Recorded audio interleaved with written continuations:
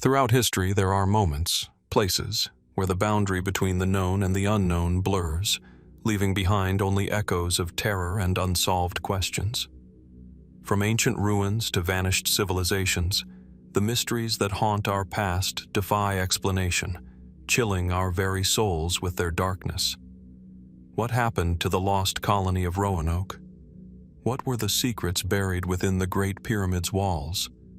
And what unseen forces stalked the night in ancient forests, still whispered about today? Prepare to step into a world where history's most terrifying enigmas await. So sit back, relax, and let's dive in. In the heat of a summer's day in 1590, the shores of what is now the North Carolina coast stood eerily still. The wind rustled the tall grasses and the waves lapped gently against the beach, but there was no sign of life. No settlers, no ships in the distance, no smoke rising from the campsites where once, just 3 years earlier, a colony had begun to establish itself in the New World. Roanoke Island, situated on the Outer Banks, was meant to be the cornerstone of England's ambitions in the Americas. Sir Walter Raleigh had dispatched a group of settlers to this remote part of the world, hoping to lay the foundation for a prosperous colony. But when John White, the colony's governor, returned to Roanoke in 1590 after a 3-year absence to resupply and bring much-needed supplies, what he found left him, and the world, baffled. The settlement was completely deserted. There were no signs of struggle or violence, no corpses, no abandoned weapons, nothing to suggest a violent end.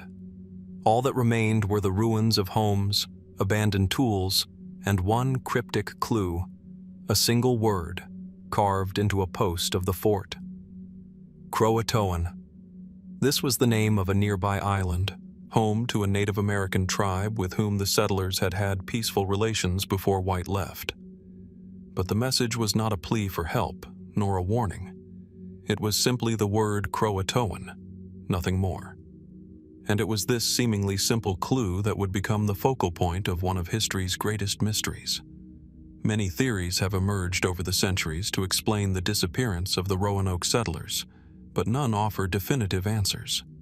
The mainstream narrative suggests that the settlers were forced to leave due to harsh conditions, perhaps integrating with the nearby Croatoan tribe or other native groups. Some historians speculate that the settlers may have been absorbed into the native population, their identities lost to time. But if they had joined the Croatoans, why leave only that cryptic clue behind? And why would they abandon all their belongings, leaving no trace of their presence? These questions remain unanswered. Other theories lean into the supernatural. Some suggest that the settlers fell victim to a mysterious disease, possibly a form of smallpox, that wiped them out quickly and silently. Yet, there is no clear evidence of such an epidemic in the area at the time. Even more far-fetched theories propose the involvement of alien forces, with some citing the word Croatoan as a possible coded message, or even evidence of extraterrestrial intervention. But these ideas, though intriguing, remain firmly within the realm of speculation. Then, there are the theories rooted in the idea of conflict and tension with the local tribes. While the settlers and the Croatoans had maintained peaceful relations, some believe that an unseen conflict may have ignited between different native groups, resulting in the settlers' tragic end. Yet, no widespread violence or resistance from the indigenous peoples of the region has been documented, leaving this theory without solid grounding. In the years following White's return, numerous expeditions were sent to investigate the mystery, but none were able to find definitive proof of what had happened to the settlers. Some searched the coast for clues, others sought out the Croatoan island, but every lead ended in frustration.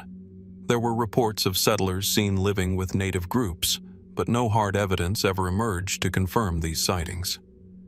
As time passed, the story of the lost colony became a symbol of the unexplained, a haunting reminder of what might have happened in the wilderness, far beyond the reach of European civilization. Despite the centuries that have passed, Roanoke's mystery endures, leaving behind more questions than answers. Was it famine that drove the settlers to leave? Did they integrate with the native tribes, as some suggest? Or was there something more sinister at play? And why was Croatoan the only clue left behind, like a riddle that will never be solved? As the centuries roll on, the fate of the Roanoke settlers remains one of history's most tantalizing enigmas, an unsolved mystery that lingers, like a whisper on the wind. The truth is out there, somewhere, waiting to be uncovered. Or perhaps, as some now wonder, the mystery was never meant to be solved at all. The year is 1692, and the small Puritan settlement of Salem, Massachusetts, is a quiet, tightly knit community, tucked between dense forests and rocky shores. The air is thick with superstition, fear, and religious fervor, where every creak of wood and flicker of candlelight is magnified into something unseen, something unholy. But in the winter months of 1692, something darker began to stir within Salem. It began with whispers, tiny, unremarkable murmurs in the corners of homes, at the edges of crowded church pews. Strange, unexplainable behavior. The sounds of girls convulsing, shrieking, and speaking in tongues. Was it mere illness, or something far more sinister? Soon, the whispers would become something much louder, an uncontrollable storm of fear and violence that would sweep through Salem like wildfire. The hysteria known as the Salem Witch Trials would unfold with the intensity of a fever dream. It would claim the lives of 20 people, ruin countless others, and forever stain the history of colonial America. But the cause of this mass panic, what truly set the spark, is still debated, and the events that led to the trials remain a chilling enigma. It all started with a small group of young girls in Salem Village, led by Betty Paris, the daughter of the town's minister.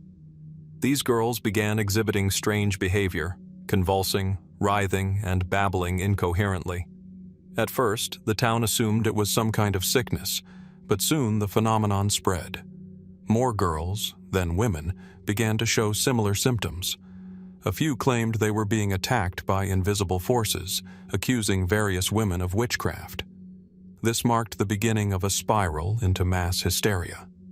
The accusers were often young girls or women on the fringes of society, those who had grievances, who felt oppressed or unnoticed, and found an outlet in these terrifying accusations.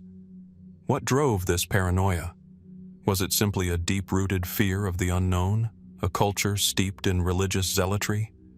Or was there something more to it, something that twisted the minds of an entire village into believing that witchcraft was afoot, infecting everything it touched? The most widely accepted explanation for the outbreak of the trials lies in the religious and social climate of the time. Puritans, who had fled religious persecution in Europe, were now living in a harsh, unforgiving environment. Life in Salem was brutal: cold winters, poor harvests, and a community bound by rigid, austere religious beliefs. The Puritans believed in a literal, ever-present struggle between good and evil, with Satan lurking at every corner, waiting for a chance to claim souls. This worldview created a fertile ground for fear to take root. It wasn't just a small group of girls who could be labeled as witches. Anyone who deviated from the norm could become a target. In a society where suspicion ran deep, the lines between the real and the imagined began to blur. However, as the trials escalated, something strange happened. The accusations were no longer confined to the margins of Salem. They began to spread, like wildfire, consuming the lives of prominent figures, respected members of the community. Husbands turned on wives, neighbors betrayed neighbors, and the town became gripped by a fear that was palpable. Accusations of witchcraft became a tool for personal gain, revenge, and settling old scores. With each new confession or accusation, the hysteria spiraled further out of control, until the very structure of Salem itself seemed to crumble under the weight of its own fear. At the heart of the trials stood one of its most controversial figures, Reverend Samuel Parris. He was Betty Parris's father, and his own daughter's strange condition seemed to ignite the fire of suspicion that spread through the village. But as the trials began to unfold, Reverend Parris's position was no longer secure. Like many of the accusers, he seemed trapped in the fear he himself had helped cultivate. His authority over the town waned as the trials took on a life of their own, fueled by the fervor of those who believed, some might say needed to believe, that witchcraft was real and that the devil had already found his way into their lives. What makes the Salem witch trials particularly unsettling is the very nature of the accusations. The evidence used to convict alleged witches was flimsy at best.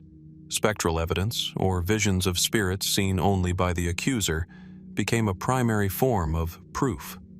There were no witnesses to the supposed crimes, only the testimonies of those who claimed to see specters or who confessed, often under duress or fear of being accused themselves. The trials quickly became a farce, where logic and reason had no place. It was not about finding the truth. It was about finding someone to blame. The last of the trials took place in October of 1692, but by then, the damage had already been done. 20 people had been executed, mostly by hanging, and many others had their lives ruined, either by imprisonment or through the stigma of being associated with the trials. The very fabric of Salem was torn apart by the hysteria, leaving scars that would last for generations. In the years that followed, the trials were gradually denounced as a miscarriage of justice. Many of those involved expressed regret, including Reverend Parris himself, who would later lose his position in Salem.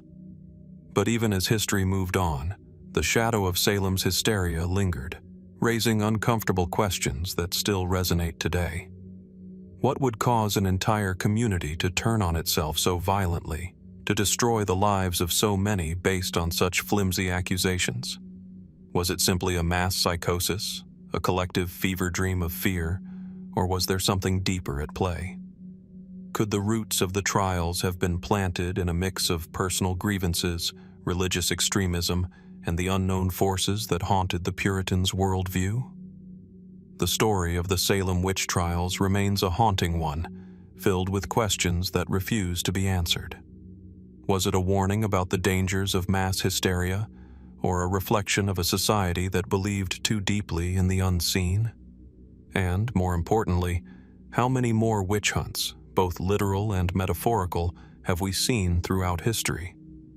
The truth, like the winds that howled through Salem's woods, seems to slip away with each passing year, an enigma wrapped in a veil of fear.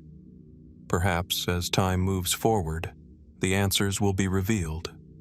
Or perhaps the mystery will remain, forever buried in the ashes of the past. As the year 1718 drew to a close, the northern lands of Sweden were locked in the bitter grip of war. The winds howled through the dense forests, carrying with them the distant echoes of artillery fire from the ongoing campaigns of the Great Northern War. It was a time of peril for the Swedish Empire, but there was a sense of purpose, even in the harshest of conditions, as the kingdom was led by its fierce and determined king, Charles XII. Charles XII was a figure of legend, a monarch who had led his nation through one of the most brutal and protracted wars of the time, known for his military genius, his stubbornness, and his willingness to march into the heart of battle without fear. He was, in many ways, a king of destiny, seen by his people as both an indomitable leader and a symbol of Sweden's power on the European stage.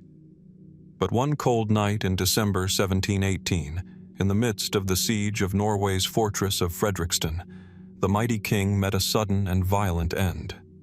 He was shot. The bullet struck him in the head, taking his life swiftly, leaving the world to wonder who was responsible for the assassination of Charles XII. The place of his death, Fredrikstad Fort, was perched high on a hill overlooking the barren landscape of Norway. The fort itself, built into the jagged rock, was a symbol of military might. Its walls had withstood many sieges, and it was here that Charles XII had gathered his troops, determined to secure victory for Sweden. But that night, as he stood surveying the battlefield from a window, the shot rang out. The bullet, as some have suggested, came from an unseen sniper, likely positioned at a distance. It struck Charles XII in the head, a fatal blow that would end his reign in an instant. The details of the shot, how it was fired, from where, and by whom, have remained shrouded in mystery ever since. The official story, put forward by Swedish authorities, claimed that Charles XII was killed by a stray bullet from one of his own soldiers. It was suggested that the shot came from within the Swedish ranks, a tragic accident born of confusion and the chaos of battle. This theory, however, has never sat comfortably with all who have studied the king's death. For Charles XII was no ordinary ruler, and his death, so sudden, so seemingly out of place, did not match the circumstances of the battle that was unfolding. The first cracks in the official narrative began to appear when rumors of a deliberate assassination emerged. Some suggested that the king had been targeted by enemies within his own court, those who had grown weary of his relentless military campaigns and the toll they were taking on Sweden. Charles XII had, after all, been embroiled in war for years, and his kingdom was exhausted. There were whispers of treachery, of plots to remove the king from power to preserve what remained of Sweden's strength. But who could have orchestrated such a plot, and why would they want to see him dead? Then there was the theory that Charles XII had been murdered by foreign powers, perhaps by the Russians, who had been Sweden's long-standing adversary in the Great Northern War. The possibility that Tsar Peter the Great had somehow orchestrated the king's death from afar was a tantalizing one, given the political landscape of the time. After all, the war was far from over, and the Swedish king's death could have provided a decisive turning point for the Russians, allowing them to seize the advantage. But no concrete evidence ever surfaced to suggest that the Russian Empire had any direct involvement in the assassination. The mystery only deepened when, in the years following the king's death, a group of Swedish officials and historians began to raise the possibility that the shot had been fired by one of Charles XII's own men, an assassin planted within his ranks. It was claimed that, during the siege, a disgruntled officer might have had access to the area where the king stood, waiting for the perfect moment to strike.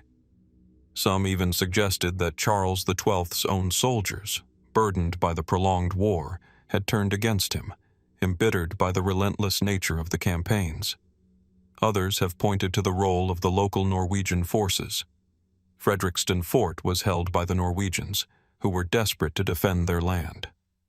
Some claim that it was not a random shot fired in the chaos of battle, but a calculated move by Norwegian marksmen, eager to end the war and rid themselves of the Swedish king. Yet, this theory, too, remains without solid evidence, and many question whether the local forces, already overwhelmed by the Swedish siege, would have been able to execute such a precise shot. Even more speculative theories exist, exploring the possibility that Charles XII's death was caused by an internal, physical ailment.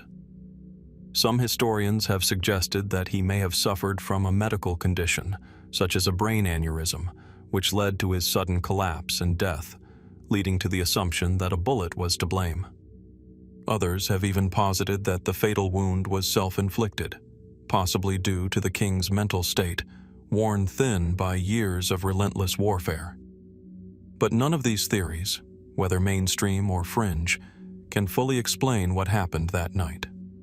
For a king who had lived through numerous battles, who had led his country with unyielding resolve, his death feels inexplicably out of place. The theories surrounding his assassination remain so varied and inconclusive that it's as if the bullet that struck him did not just take his life, but also obscured the truth behind it. Was Charles XII truly assassinated, as some still believe? Or was his death the result of a tragic accident in the chaos of war, a random bullet fired into the fog of battle? Could the answer lie hidden in the shadowy world of political intrigue, a plot carried out by those closest to him, or perhaps by a foreign adversary eager to see him fall? In the end, the assassination of Charles XII remains a mystery, one that continues to puzzle historians and experts alike. And as with so many mysteries of history, the truth may never be fully revealed. What remains is a lingering question. Who really killed Charles XII, and why?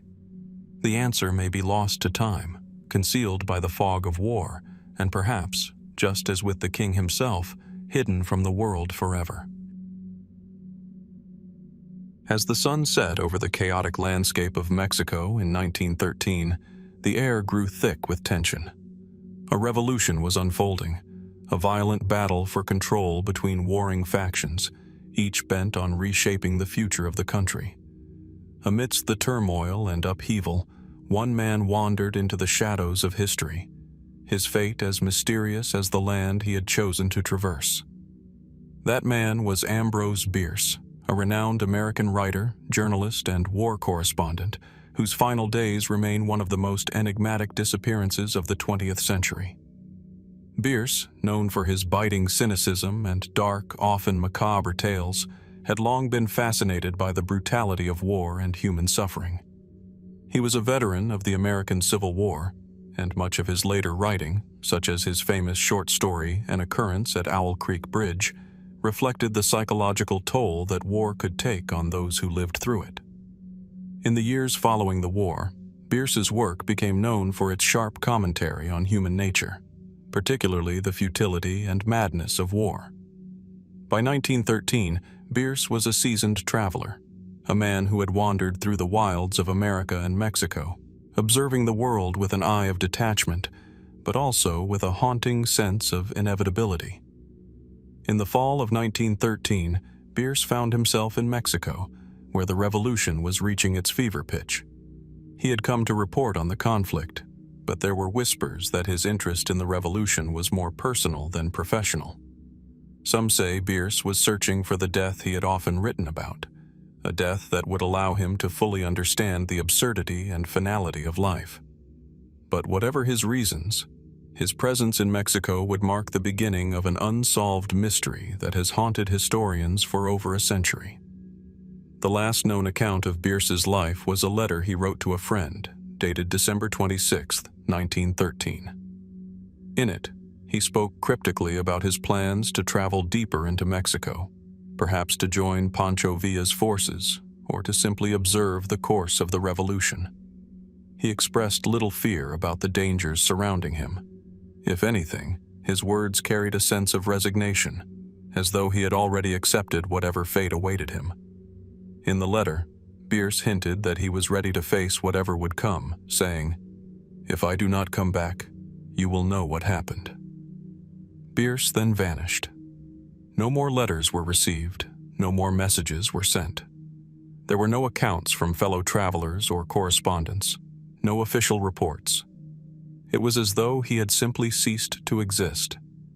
The mystery of his disappearance has since become the stuff of legend, and his name is often grouped with the great unexplained disappearances of the early 20th century. But unlike some of these cases, Bierce's disappearance remains stubbornly unclear, with no concrete evidence to explain where he went or why. Some of the earliest theories suggested that Bierce was murdered, a victim of the revolution's chaotic violence. Mexico in 1913 was a nation in the throes of political upheaval, where leaders and soldiers alike had little regard for the lives of foreigners. It is entirely possible, some argue, that Bierce encountered the wrong group of men, perhaps bandits or rival revolutionaries, and met a violent end, his body left to be claimed by the land he had come to know so well. Others have suggested that Bierce's disappearance was not the result of violence, but of his own choosing. Some historians speculate that the writer, weary of life and seeking an end to his personal suffering, deliberately disappeared into the wilderness, never intending to return. Bierce had often spoken of death in his writings, not as a mysterious event, but as a natural, inevitable conclusion. Could it be that he had decided to vanish, to disappear from the world as he had so often depicted in his work? If so, why would he leave no trace, no explanation for his departure? His final letter suggests that he knew the end was near, but why would he leave his friends and family without any closure? There is also the theory that Bierce's disappearance was simply a matter of misfortune, that he met his end in some tragic, unremarkable way. Mexico's rugged terrain was unforgiving, and Bierce was known to have traveled alone, at times deep into remote and dangerous areas. Could he have fallen victim to the natural dangers of the land, lost in the wilderness, succumbing to exposure, or attacked by wild animals? The fact that he left no clear trail only makes this theory seem more plausible. Perhaps the most intriguing theory, though, is the one that suggests Bierce's disappearance was not a disappearance at all, but a carefully orchestrated act of self-imposed oblivion. Some have argued that Bierce, tired of the world and of his own fame, deliberately staged his vanishing. After all, Bierce had spent much of his career exploring themes of death, the nature of reality, and the fragility of human existence. Could it be that the ultimate act of defiance, the disappearance into thin air, was the final step in his intellectual and existential journey? As time passed, the theories continued to multiply. Some suggested that Bierce had been captured by Pancho Villa's men, taken as a prisoner, or perhaps even killed by them. Others believe that he may have fallen into the hands of one of the many revolutionary factions and was either killed or simply lost to the annals of history. Some, even more fantastical, have posited that Bierce chose to live out the remainder of his days in secret, either in Mexico or elsewhere, perhaps even under a new identity, continuing to write under the radar, away from the public eye. The truth is, we may never know what truly happened to Ambrose Bierce in those final days of 1913. His disappearance remains one of the greatest literary mysteries of the 20th century, a question that refuses to be answered. Was he a victim of war? A man choosing his own death? Or someone who simply wanted to leave the world behind in the most definitive way possible? Theories may come and go, but the truth, like the writer himself, seems to have slipped into the void, forever out of reach. Perhaps Ambrose Bierce found the final answer he had been searching for, a disappearance so complete that it leaves no trace behind. And perhaps, in that void, the mystery of his fate will remain, as elusive and elusive as the words he once wrote. In the cold, fog-laden streets of the small town of Perleberg, Germany, on a moonless night in 1809, a mystery unfolded that would haunt history for centuries. The darkness of the night was broken only by the dim glow of carriage lanterns swaying with the rhythm of the horse's gallop. A solitary figure was in transit, a man named Benjamin Bathurst, an English diplomat, well known in his circles, returning from a meeting with the Prussian court. His mission, an ordinary one in a turbulent era, was shrouded by the uncertainty of the Napoleonic Wars, which were engulfing much of Europe in chaos. At around 10 p.m. on November 9th, Bathurst's journey would take an eerie turn. As he approached the village, traveling in his carriage, a violent storm of wind and fog descended on the road. The weather was bad, but not unusual for the season. The carriage slowed, and at that moment, Bathurst, clad in his traveling clothes, stepped out briefly to attend to the horses. As he did, something extraordinary and terrifying occurred. When his companion turned around to speak to him, Bathurst had vanished. There was no sound, no trace. It was as though he had been swallowed by the earth itself. The first instinct was simple. He had fallen into a ditch or was perhaps caught in the elements, a victim of the storm. But this was not the case. There were no signs of his footsteps, no traces of his body in the mud or the grass. Just a momentary glance away from the carriage, and Bathurst was gone, disappeared without a trace. At first, this might have seemed like an accident, a victim of the night and the storm. However, As the hours passed and the search began, the mystery only deepened. No clues emerged. His clothes, his personal effects, and his belongings remained inside the carriage. Bathurst himself, where had he gone? Had he simply vanished into thin air? Was he a victim of some sinister force, or did something more peculiar and elusive explain his sudden disappearance? To this day, no one knows for sure what happened to Benjamin Bathurst that night. The disappearance was widely covered in the newspapers of the time, but it soon fell into the realm of eerie lore, a tale whispered about for generations. For some, the theories surrounding Bathurst's vanishing were as strange as the event itself. The first theory that circulated was that he had been abducted. But who could have taken him? The area was not known for bandit activity, and the carriage was found undisturbed. Bathurst had no known enemies, and the people who were with him could vouch for the fact that he had not been followed or harassed. Some suggested that a group of marauders or spies from the Napoleonic forces might have been responsible, hoping to capture a British diplomat for reasons unknown. Yet no ransom was ever demanded, and no body or trace of him was ever found. It was as though he had simply vanished into the night without a sound. The theories became even stranger.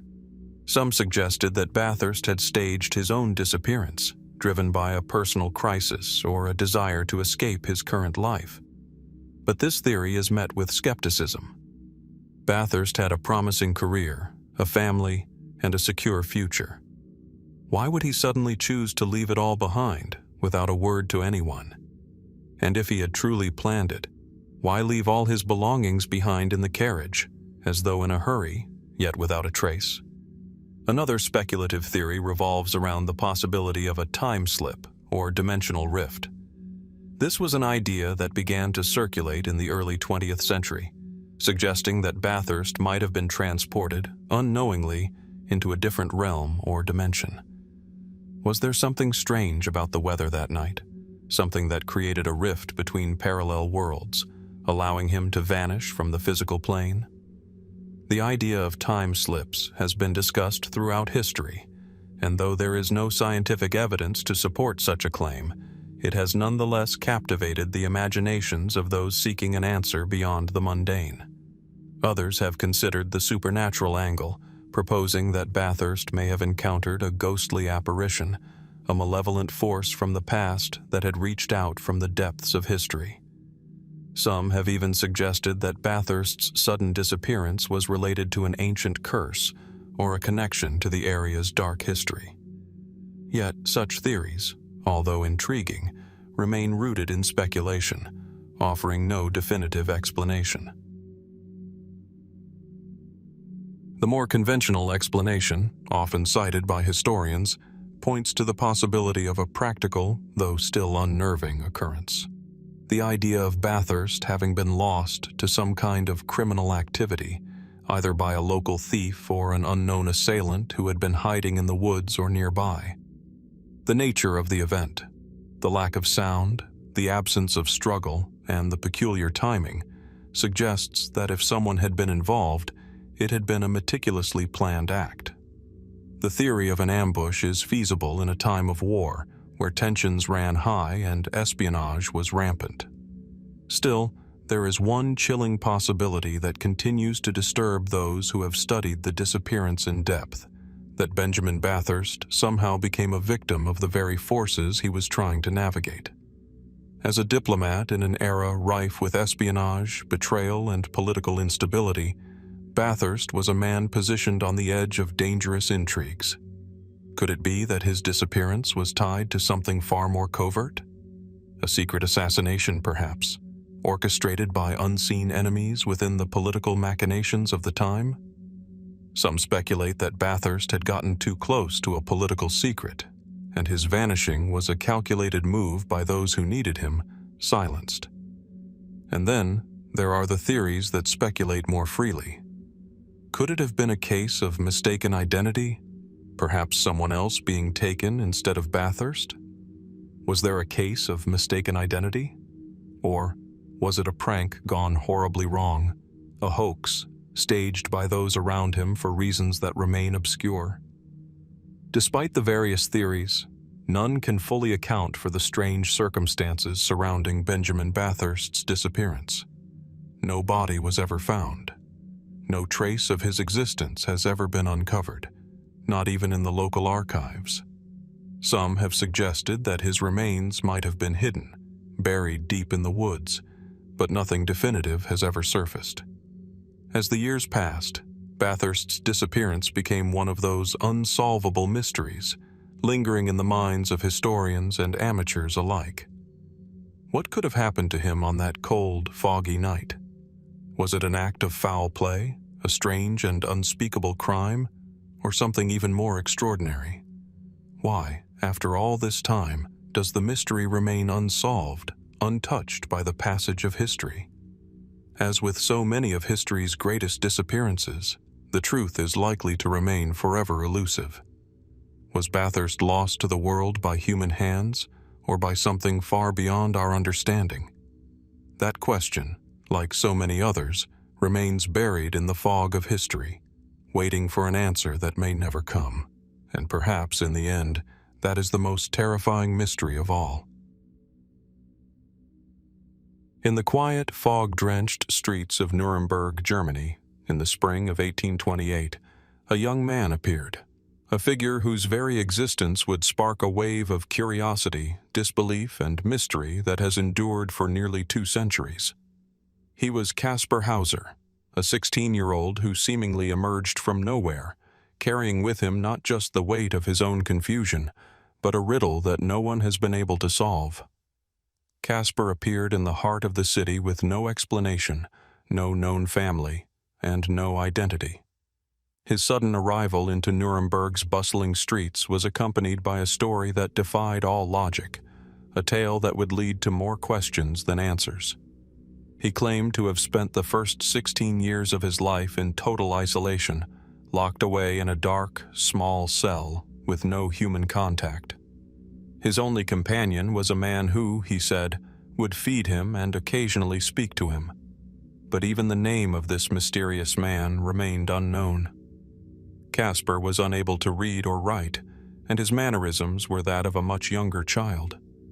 He could barely communicate, struggling to form coherent sentences, and his body showed signs of severe neglect, his legs weak and underdeveloped, his skin pale and thin from lack of exposure to sunlight. When Kaspar arrived, he had no idea who he was. He couldn't even provide a name. In his hands, he held a letter, sealed and addressed to a Mr. Lord, which contained little more than a cryptic message. The child is the son of a noble family. This letter would become the only clue, but it offered no clear answers, just more questions.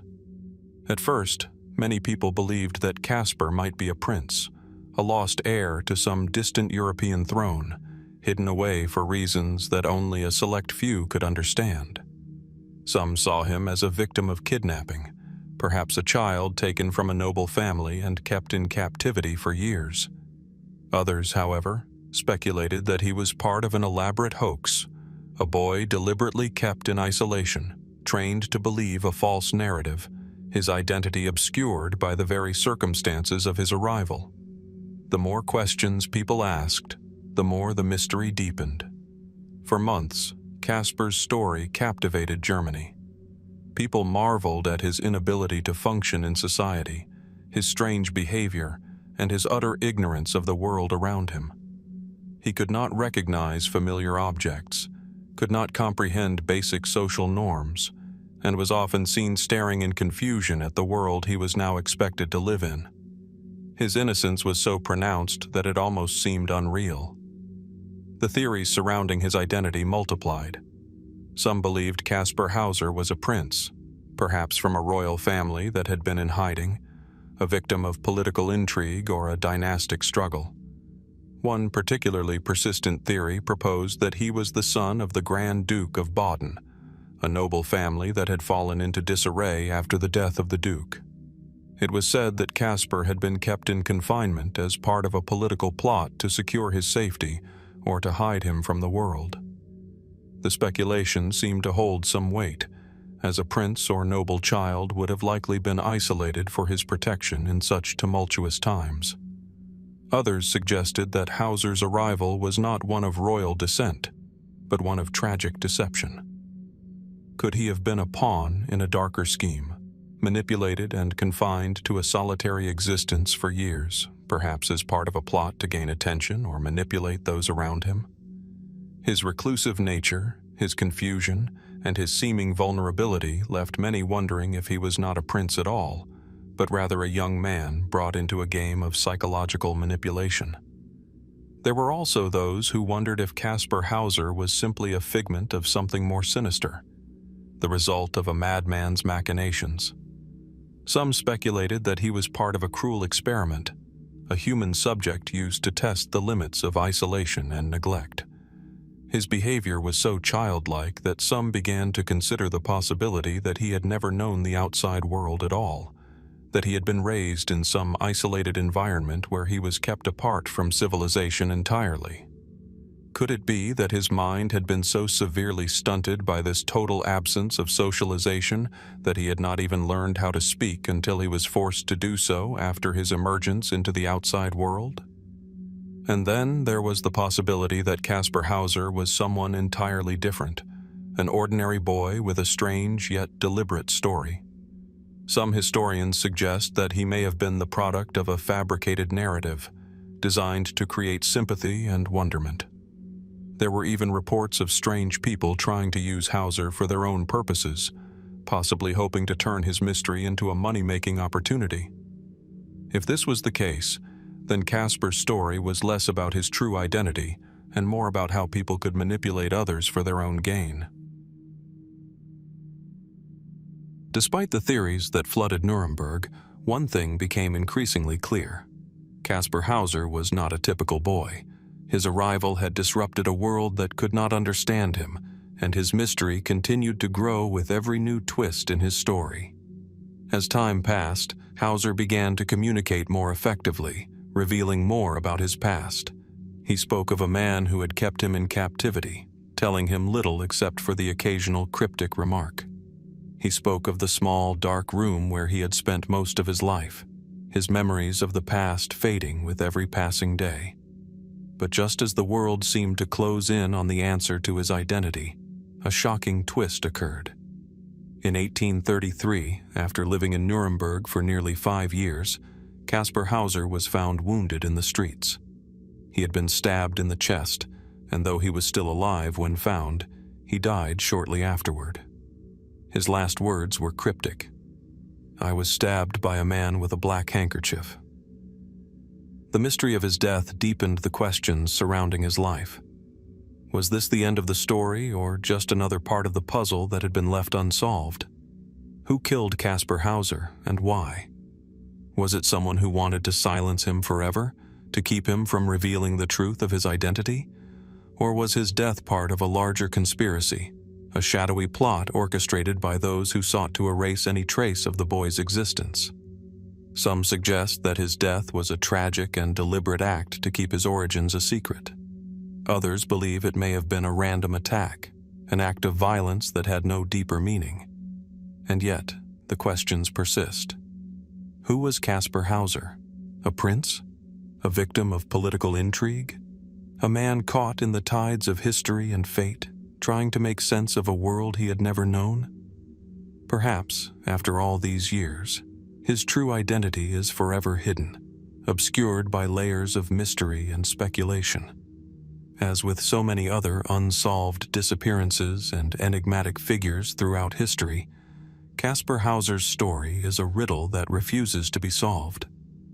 Could he have been the son of a noble family, held captive for reasons we will never understand?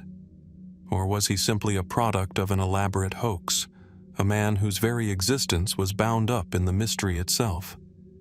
The answers remain elusive, trapped in the shadows of history, and perhaps they always will be. What then was the true story of Kaspar Hauser? And why does the mystery surrounding his life and death continue to haunt us? Only time and the slow unraveling of history's secrets may offer us the answers. In the autumn of 1872, a ship drifted alone in the vast expanse of the Atlantic Ocean, its sails flapping listlessly in the wind, the sea surrounding it as silent and indifferent as the mysteries it held within. The Mary Celeste, a brigantine vessel, was found abandoned, yet strangely intact. No sign of struggle, no evidence of piracy or violence. There it floated, an enigma that has captivated imaginations for over a century. The ship had been on a routine voyage, traveling from New York to Genoa, Italy, carrying a cargo of industrial alcohol. On board were the captain, Benjamin Briggs, his wife, Sarah, their young daughter, and a crew of 7 men. The Mary Celeste was no stranger to the seas. She was a well-built ship, sturdy and reliable. Her crew had been experienced, her captain known for his professionalism. But when the ship was found, the scene was chillingly ordinary. The sails were set, the cargo was mostly intact, and the food was still cooking on the stove. The last log entry, dated November 24th, just 10 days before the ship was discovered adrift, marked the final trace of the crew's existence. Upon investigation, it became apparent that something catastrophic had occurred, but what exactly had happened was unknown. The ship's longboat, the small vessel used for short trips to shore, was missing, as were the crew members and passengers. Their personal belongings were gone, but the ship itself remained eerily undisturbed. There were no signs of struggle or violence, no blood or physical evidence that would suggest a violent end. The ship was not damaged, and there was no indication of foul play. The only clue that could point to a cause was the ship's log, which noted that the ship had been sailing smoothly when the final entry was made, and that there was no mention of distress. How does a ship, with all its people aboard, simply vanish from the decks, leaving behind an otherwise intact vessel? What force or perhaps series of events could have led to such an inexplicable disappearance? The unanswered questions piled up, and over time, a series of theories emerged, each attempting to offer a plausible explanation for the events that occurred aboard the Mary Celeste. The most widely accepted theory suggests that a natural disaster may have occurred, perhaps a sudden and violent storm that caused the crew to abandon ship in haste.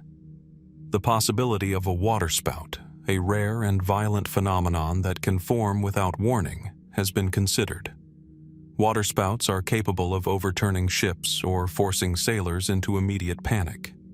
But why, if the ship had indeed encountered such a storm, would the crew not attempt to save themselves by staying on board? Why abandon the ship when there was no obvious sign of serious damage? Another theory posits that the ship was struck by a terrifying and mysterious phenomenon known as spontaneous combustion. It's a rare occurrence in which a chemical reaction in certain cargo, such as the alcohol the Mary Celeste was carrying, causes a fire to ignite. The ship's cargo hold contained barrels of industrial alcohol, which was highly flammable. Proponents of this theory suggest that the fumes from the cargo may have ignited, causing a small fire below deck. In a panic, the crew could have taken to the lifeboat, abandoning ship in haste to escape what they believed was an imminent explosion. But, in this case, the ship's damage didn't match the severity of such a catastrophe. The ship was found to be relatively undamaged, and the fire had apparently been put out. Was it possible that the crew mistook a small fire for a far greater danger, abandoning the ship prematurely?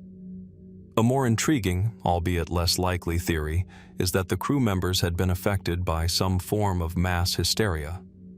The idea of group panic has long been discussed as an explanation for inexplicable events. Could the crew, under stress from prolonged exposure to the dangers of sea travel, have experienced a collective breakdown? Was it possible that the Mary Celeste's crew abandoned ship in a moment of irrational fear, thinking they were in mortal danger when there was no actual threat? There's no concrete evidence to support this theory, but it offers a compelling idea that the mind, under the pressure of isolation and stress, might make drastic decisions that seem utterly illogical in hindsight. The most haunting possibility is that the disappearance of the crew was the result of foul play. While there were no signs of violence, the possibility of an onboard mutiny or a personal dispute between the captain and his crew cannot be ruled out entirely. In the chaotic, lawless environment of the sea, there were often conflicts that could escalate quickly. Yet, the absence of any physical evidence, such as blood, damaged possessions, or signs of a struggle, makes this theory seem improbable. If the crew had turned against their captain, why would they have left the ship completely undamaged?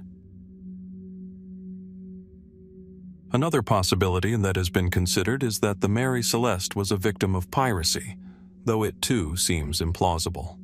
If pirates had boarded the ship, why would they have left it in pristine condition? The ship's cargo was intact, and nothing of significant value appeared to be stolen. Pirates, in most cases, would have taken what they could for profit, leaving destruction and looting in their wake. But in this case, nothing was taken, and no signs of piracy were found. One of the more speculative theories involves the paranormal. Some have suggested that the Mary Celeste was cursed, a victim of supernatural forces that led to the crew's disappearance. Cursed ships are a long-standing element of maritime folklore, and the Mary Celeste has, over the years, become an icon in the world of ghostly mysteries. Could the ship have been doomed from the start, haunted by some malevolent force that claimed the crew, leaving the ship behind as a silent witness to its curse? While this theory is based purely on superstition, it speaks to the larger mystery of the Mary Celeste. A story that is not only about what happened to the crew, but why such an inexplicable event continues to captivate the imagination. And then there are the more fringe theories, those that lean into the possibility of the unknown. Some suggest that the Mary Celeste was the victim of a secret military experiment, or that it had somehow crossed paths with a phenomenon not yet understood by science. Could the crew have been swept into a mysterious, invisible event? Something akin to a time warp, or perhaps an encounter with an unknown force that altered the course of their lives in ways we cannot yet comprehend? As time has passed, the mystery of the Mary Celeste has only grown, and each new theory seems to raise more questions than it answers. Why did the crew abandon ship without warning, leaving behind a vessel that showed no immediate signs of damage or danger? Why were there no clear clues to explain what happened? What were they running from? Or was something even more mysterious at play? To this day, the fate of the Mary Celeste and its crew remains one of history's most compelling and terrifying maritime mysteries. No matter how many theories are proposed, the truth remains hidden beneath the waves, as elusive as the ship that once sailed across them. And so, as we peer into the abyss of time, we are left to wonder, what really happened on board that fateful ship? Was it a natural disaster, a tragic error, or something far more sinister? The Mary Celeste story endures, not just as a tale of the sea, but as a riddle that continues to challenge our understanding of the world. The cold, unforgiving expanse of the Canadian Arctic, its icy winds slicing through the air, its glaciers and pack ice stretching endlessly into the horizon. It's a landscape of silence, a place where time seems to stand still, where nothing moves except the wind and the shifting ice. In this bleak, inhospitable wilderness, the fate of a great expedition vanished without a trace, leaving behind one of the most chilling mysteries in the annals of exploration. In 1845, Sir John Franklin, a seasoned British naval officer, set out on what was meant to be a pioneering journey to find the fabled Northwest Passage, an elusive route that would link the Atlantic and Pacific Oceans through the icy maze of Canada's Arctic archipelago. Franklin's expedition was equipped with two ships, HMS Erebus and HMS Terror, each well-stocked and prepared for what was expected to be a challenging but manageable expedition. There were 129 men in total, including officers, engineers, and sailors, all hand-picked for their expertise and experience in polar exploration. The ships sailed from England in May of that year, and their progress was documented as they made their way through the icy waters of the Canadian Arctic. Initial reports suggested that Franklin and his men were moving through the landscape with confidence, their ships expertly navigating the frozen seas. But by the following year, any word from the expedition ceased entirely. No more letters, no more messages, just the quiet, impenetrable void of the Arctic. And then, in 1848, the British government, growing anxious over the prolonged silence, launched a series of search expeditions. What they would eventually uncover only deepened the mystery. The search teams found no trace of the expedition in the areas they had been expected to reach. The ships Erebus and Terror were never seen again, until 2014, when the wreckage of Erebus was discovered beneath the ice, a ghostly relic of a once vibrant journey now resting on the ocean floor. But what had happened to the men aboard, and why had they disappeared so completely? For decades, no answers came, and the mystery of the Franklin expedition remained one of the most perplexing and eerie cases in the history of exploration. What happened to Sir John Franklin and his crew? Why did a well-prepared expedition, with one of the most experienced captains of the time, simply vanish into the Arctic ice? The search for answers began soon after the disappearance.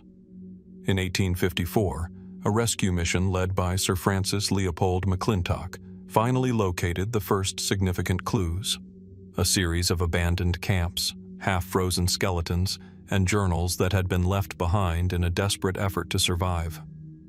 Among the remnants was the first real evidence of the crew's grim fate: a message hastily scribbled by Franklin's second-in-command, Francis Crozier.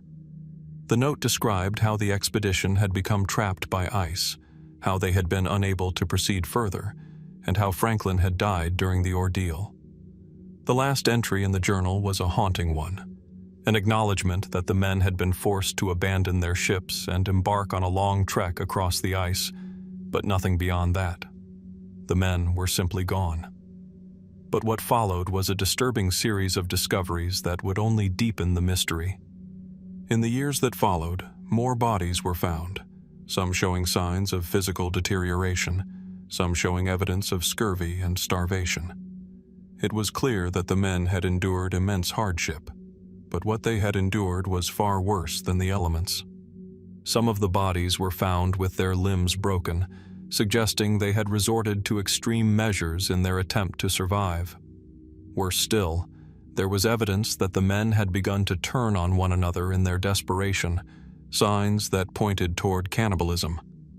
The discovery of cannibalism in such an extreme and desperate context raises several questions. Had the men simply run out of food in their attempt to survive the Arctic winter? Was their situation so dire that they had no choice but to resort to such a horrific practice to stay alive?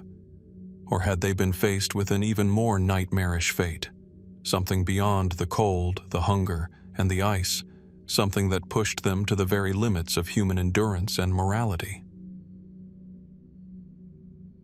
Several theories have been put forth to explain the disaster that befell Franklin's expedition, though none have provided definitive answers. The most widely accepted explanation is that the ships became trapped in the ice. The men were caught in the frozen waters, unable to move forward, unable to return. This would have left them stranded in the Arctic wilderness with only the limited supplies on board to sustain them. As the weeks turned into months, the men would have faced an unimaginable struggle to survive, with no means of escape and no hope of rescue. As they waited for the ice to break, their physical condition would have deteriorated rapidly, and the arrival of spring would have come too late.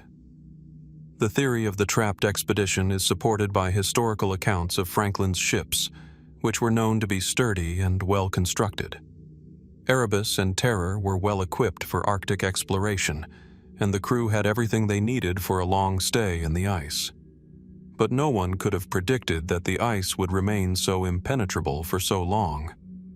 As months stretched into years, supplies ran low, and starvation began to set in. The physical toll on the men was devastating. Scurvy, frostbite, and exhaustion took their toll.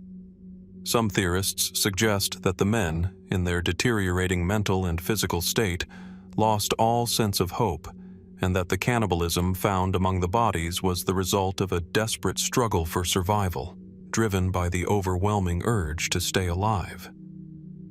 Another possibility that has been suggested is that the crew's fate was not caused by the ice alone, but by a combination of factors. Some believe that the men may have been struck by a mysterious illness, one that debilitated them and made it impossible to continue their journey. The Arctic region is known for its harsh conditions, and disease was a constant threat during the era of exploration. Could the men have contracted an illness that left them too weak to continue? The idea that an unseen enemy, such as an unknown bacteria or virus, could have played a role in their demise is disturbing, but it cannot be entirely ruled out. There are also those who speculate that the men may have encountered something even more supernatural. Given the mystery of their sudden disappearance, it's no surprise that some theories have leaned into the realm of the unexplained. Could the Franklin expedition have been the victim of some mysterious, otherworldly force, perhaps something tied to the Arctic landscape itself, a strange energy or phenomenon that interfered with the men's progress and ultimately led to their tragic end? This theory remains firmly in the realm of speculation, but in a story as haunting as this, it's easy to see how such ideas would emerge. Despite the numerous theories, no one truly knows what happened to the Franklin expedition. While modern expeditions have uncovered clues and wreckages, no one can say with certainty what caused the demise of Sir John Franklin and his crew. Was it a slow, agonizing death from starvation and disease? Or was it a sudden, violent event that claimed them without warning? And if they did resort to cannibalism, was it purely a result of desperation, or was there something deeper, more unsettling at play? The disappearance of the Franklin expedition continues to be one of history's most chilling and unsolved mysteries, a tragic story of human endurance, failure, and loss. Though the icy waters of the Arctic have revealed fragments of the past, the full truth remains buried beneath the snow and ice, hidden from view, waiting to be uncovered. Perhaps, in the end, the Franklin expedition is a reminder of the unknowable dangers of the world, an enduring enigma that may never reveal its true answer. On the morning of February 9, 1855, the residents of a small rural area in Devon, England, awoke to something that defied explanation, an eerie and perplexing sight that would soon stir imaginations and spark endless speculation. Across the snow-covered fields, spanning some 40 miles of the countryside, strange hoof-like prints appeared, as if from nowhere. These tracks were unlike anything the people had ever seen before. Each print was deeply embedded in the snow, measuring around 4 inches long, 2 inches wide, and 10 inches apart. Most curiously, they seemed to march in a perfectly straight line, regardless of the landscape, passing through walls, over rooftops, and even across rivers. The prints appeared to be from a creature with cloven hooves, similar to that of a goat or horse, but far too large for any known animal in the area. There was no visible sign of a creature, a body, a trail, or any indication that something had passed through the fields in such a deliberate, methodical manner. It was as though the prints had been made by some unseen force, stepping lightly on the earth and leaving only the imprints behind. This strange phenomenon was soon dubbed the Devil's Footprints. It didn't take long for locals to begin spinning their own theories about the origin of the mysterious tracks. Many were quick to associate the event with the supernatural, and as word of the strange marks spread, so too did the rumors. Some said the footprints were the work of the devil himself, who had descended upon the countryside to sow chaos and terror among the people. Others believed the tracks could be the mark of a demon or some other evil force whose unholy presence had disturbed the quiet of the night. In a time where superstition and fear of the unknown held sway over the imagination, these ideas found fertile ground in the minds of the people. But even as the supernatural theories began to take hold, there were those who attempted to explain the phenomenon in more practical terms. Some suggested that the tracks were the result of a prank, a hoax of some sort, perhaps a group of mischievous individuals out to cause confusion and fright. The oddity of the prints, however, made this theory difficult to accept. No one could explain how a group of pranksters could have created such an intricate and far-reaching series of tracks. And the mystery deepened further when no one could find any trace of a creature that might have left the marks. One more down-to-earth explanation came from some of the more logical minds in the community. It was suggested that the prints could have been made by a common animal, such as a dog or some form of domestic livestock, though the size of the prints didn't match any known animals in the area. Still, this theory did little to answer why the prints seemed to cover such an impossibly large area in a single night, nor why they seemed to appear and disappear without any trace of an animal. Despite these efforts to rationalize the mystery, the devil's footprints have never been satisfactorily explained. To this day, the prints remain a ghostly reminder of an event that defied logic, reason, and science. As with many unexplained phenomena throughout history, the mystery of the devil's footprints grew more compelling as the years went by. But even as the years turned into decades, the footprints continued to be a subject of fascination and intrigue for those who sought to uncover the truth. Over time, a more scientific approach was taken to the phenomenon. Some researchers began to study the prints more closely, seeking clues that might reveal their true origin. One possibility that has been suggested is that the prints were created by a rare meteorological event known as frost fairies, or frost vapor. These natural phenomena occur when moisture in the air freezes and forms delicate snowflake-like crystals on the ground. In rare instances, this frost can create patterns that resemble footprints. While this theory might explain some of the odd characteristics of the prints, such as their precise and seemingly impossible route, it fails to account for the fact that the prints were deeply imprinted into the snow, as if they had been made by a solid, heavy creature. Frost vapor, by nature, would not leave such a mark on the ground. Another theory suggests that the footprints might have been made by an animal, perhaps a large, unseen creature, whose footprints were so deeply embedded in the snow that they left a lasting impression. This animal, it was speculated, might have been a type of ox or large mammal that wandered into the area under cover of darkness. Some have even proposed that the prints might have been left by a kangaroo, an exotic animal that was being transported across England at the time. Yet, despite this explanation, it seems unlikely that such an animal could have traveled undetected for so long, or that its tracks could have covered such a vast area without any clear sign of its movement. In more recent times, some have suggested that the devil's footprints were the result of a mass hysteria, a shared delusion that spread among the people who saw the tracks, distorting their perceptions of reality. The psychological concept of collective hallucinations, where large groups of people experience the same hallucination or misperception of reality, is one theory that has been raised to explain the phenomenon. Yet, this theory still fails to explain why the tracks were so meticulously formed, and why they covered such a vast and seemingly impossible distance.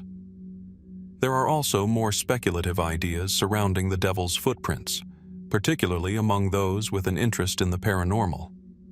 Some have suggested that the tracks were not made by any known creature, but rather by something far more mysterious. Could they have been left by a time traveler, an entity from another dimension, or even an extraterrestrial being? The bizarre, unexplained nature of the prints has led some to draw comparisons to other mysterious footprints found in different parts of the world, tracks that seemingly appear without reason and vanish without a trace. These theories, while intriguing, remain firmly in the realm of speculation. But the devil's footprints have in some ways resisted explanation. The nature of the tracks, their precise formation, and their strange, inexplicable appearance in a small rural area in the dead of winter all point to something far beyond the ordinary. It is easy to dismiss the event as the product of local folklore, superstition, and fear. But in doing so, we may overlook the unsettling reality that there are still many things about our world that we do not understand. Why did the devil's footprints appear that winter, and why have they remained so tantalizingly out of reach? What truly happened in Devon on that cold February morning, and what secrets did those strange prints leave behind in the snow? For all the theories, the evidence remains scant, and the mystery is as chilling as it was the day the prints were first discovered. The devil's footprints may have been left behind as a fleeting reminder of an unknown presence or force, something that, to this day, we cannot fully comprehend. The tracks have long since melted away, but the questions they raised still linger in the minds of those who wonder. What was really behind the footprints, and what might they still reveal? On the evening of October 3rd, 1849, the streets of Baltimore were thick with fog, the air damp and still. The city, then a bustling port town, was shrouded in darkness as a solitary figure stumbled through the alleys. His clothes were disheveled, his face pale and gaunt. His name was Edgar Allan Poe, and he was barely recognizable, shaken, delirious, and seemingly lost in a haze of confusion. Just days earlier, Poe had been found wandering in a state of near catatonia, incoherent and unable to explain how he had ended up in such a condition. He was discovered in the entrance of a tavern, muttering to himself and wearing someone else's clothes. After being taken to a nearby hospital, he died under mysterious circumstances on October 7th, 1849. His final days marked by a cloud of strange behaviors and unexplained events that have baffled historians and medical professionals alike. What happened to Edgar Allan Poe in those last days of his life? How did a man, renowned for his mastery of Gothic horror and dark tales, meet such a tragic, eerie end? And why, nearly 2 centuries later, does his death remain one of the most debated and unresolved mysteries in literary history? Poe was not just a man of his time, but a product of it, an enigmatic figure whose life seemed to be as dark and troubled as the stories he told. Born in 1809, he was known for his poems, short stories, and the tales of terror that captured the public's imagination.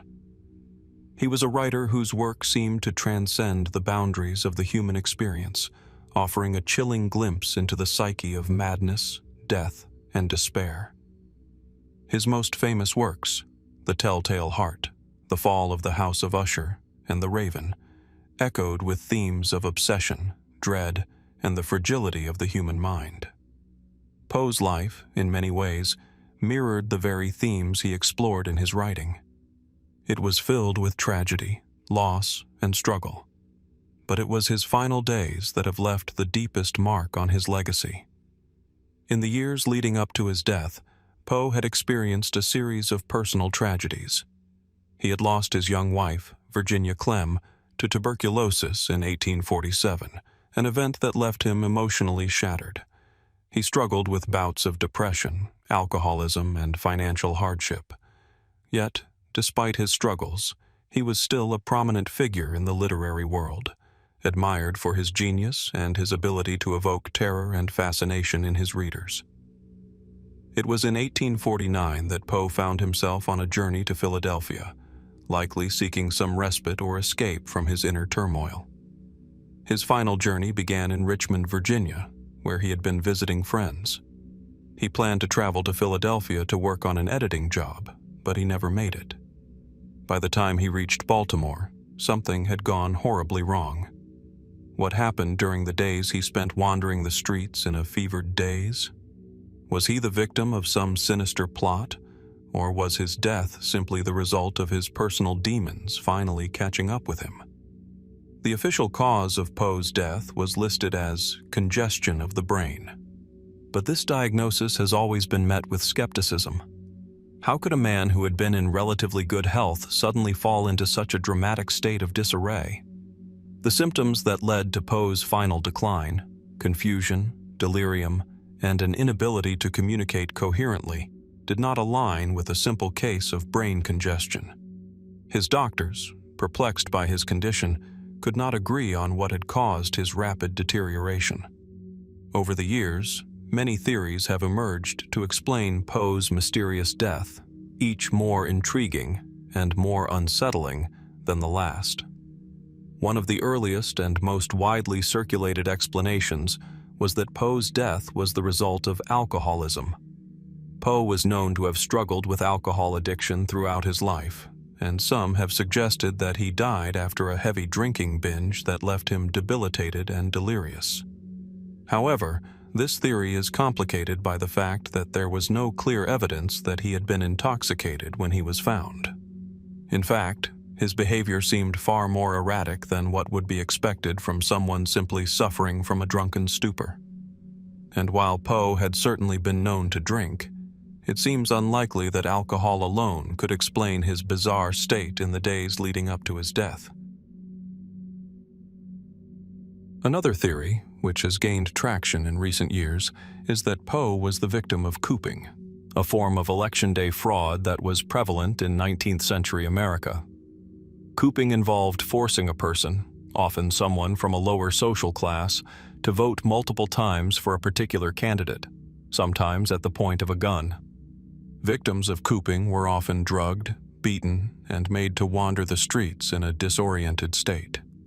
Some researchers suggest that Poe may have been a victim of this practice, dragged into a tavern, and forced to drink in order to keep him subdued while his vote was manipulated. His symptoms of confusion and incoherence could be consistent with the effects of being drugged or intoxicated against his will.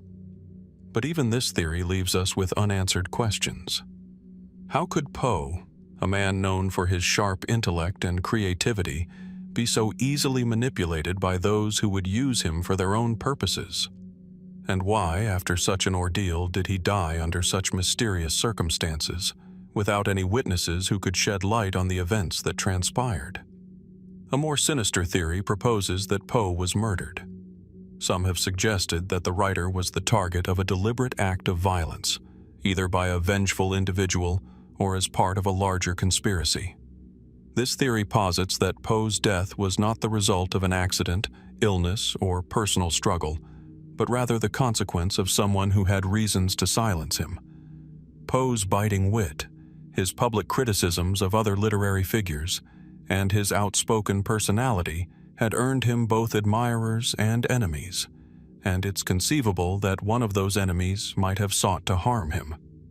However, no direct evidence has ever surfaced to support this idea, and it remains a speculative possibility rather than a concrete explanation. There are also those who consider the possibility that Poe's death was related to his mental health. His writings often dwelled on themes of madness and despair, and some have speculated that Poe's own descent into insanity may have played a role in his demise. Could his mental state have become so fragile that it led him to make irrational choices, perhaps even contributing to his own death? This theory, like many others, raises as many questions as it answers. Was Poe's condition the result of an internal struggle, or was it a reaction to the events around him? Perhaps the most unsettling possibility of all is the suggestion that Poe's death was caused by something far beyond his control, a supernatural force perhaps, or even an ancient curse. While this theory lies squarely in the realm of the speculative and the fantastical, it remains an intriguing aspect of the Poe mystery. After all, the man who wrote The Fall of the House of Usher and The Black Cat was no stranger to the eerie and the unknown, and it's easy to see why some would be drawn to the idea that his life, and death, was bound by forces beyond the mortal realm. As the years have passed, the death of Edgar Allan Poe has become more than just a historical event. It has become a symbol of the unexplained, the mysterious, and the unsettling nature of existence itself. What truly happened in those final days of Poe's life? Was he the victim of foul play, or simply a man undone by his own inner turmoil? Was he caught in a web of sinister conspiracies, Or was his death the tragic result of his own deteriorating health and mind? We may never know the answers, but the mystery of Edgar Allan Poe's death endures, just as his stories and poems continue to haunt us, revealing a world where the line between reality and madness is often indistinguishable.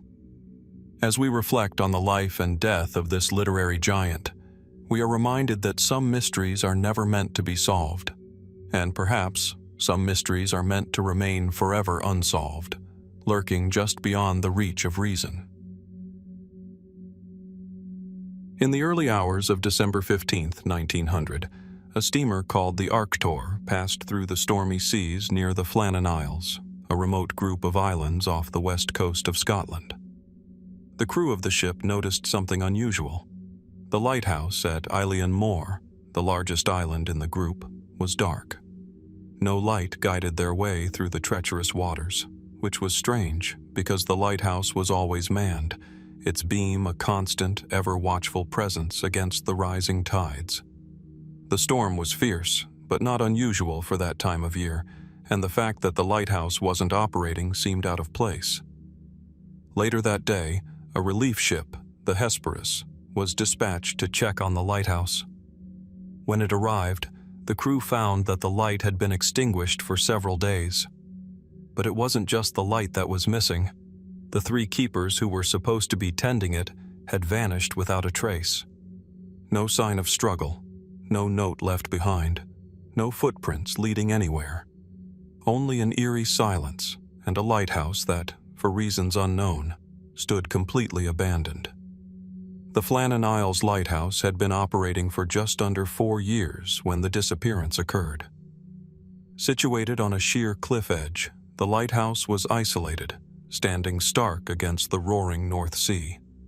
Its towering structure had been erected to protect passing ships from the sharp rocks below, but on that fateful December day, it seemed to have failed not just in its function, but in its very presence.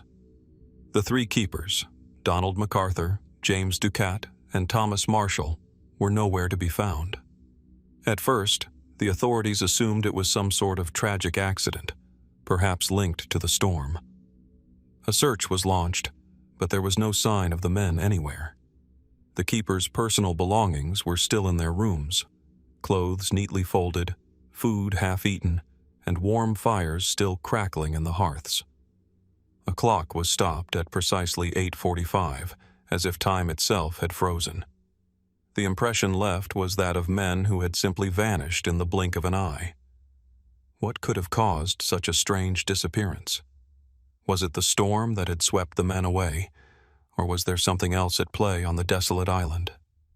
Some believe the answer lies in the very nature of the Flannan Isles themselves. The islands are known for their treacherous waters, harsh winds, and extreme isolation. Could it be that the men were caught in the fury of a storm, swept into the sea, or possibly trapped in a disaster at the lighthouse? It's possible that a violent wave struck the island during the storm, knocking the men into the sea without leaving any trace.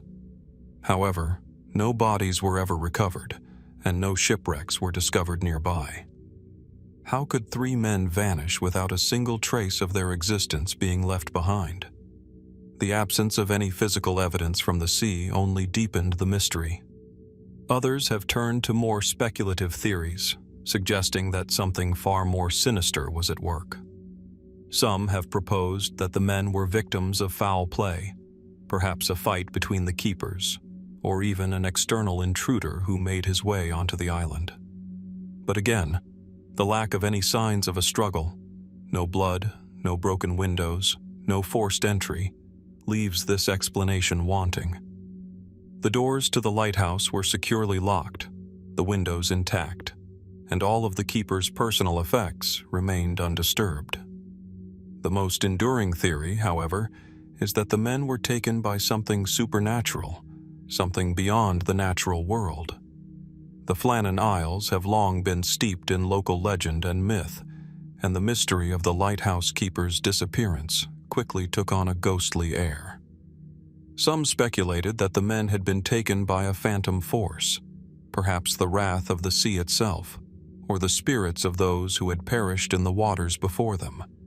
The island's isolation and its history of shipwrecks made it easy for some to imagine that the men had been claimed by some otherworldly presence, a curse that had haunted the area for centuries. Theories of a ghostly hand at work were not helped by a strange account that surfaced shortly after the disappearance. A lighthouse tender who had visited the island just days before the keepers vanished reported hearing eerie sounds coming from the lighthouse. According to the tender, the keepers were unusually quiet during his visit, and when he left, he felt an unsettling presence linger in the air. Could it be that the men had sensed something in the days leading up to their disappearance? Or was it simply the tension of isolation playing tricks on their minds? The human mind, under such extreme conditions, is known to create illusions and misinterpret sounds and events in ways that can seem deeply unsettling. As time passed, several theories continued to emerge, some more grounded in reality, others more fantastical. A few people wondered if the men had been driven mad by the isolation, their minds unraveling in the desolate landscape of the Flannan Isles. The thought of prolonged isolation in a place so remote, with no human contact for weeks, is enough to drive anyone to the edge. Was it possible that the keepers simply snapped under the pressure? But this, too, seems unlikely. These were experienced men who had spent years at sea and understood the challenges of working in such harsh conditions. It seems implausible that they would all lose their minds at the same time and without any obvious sign of a breakdown. Another theory points to the possibility of an external explanation, the notion that the lighthouse had been sabotaged. Some have suggested that the keepers might have been deliberately targeted by criminals or other parties seeking to disrupt the lighthouse operation.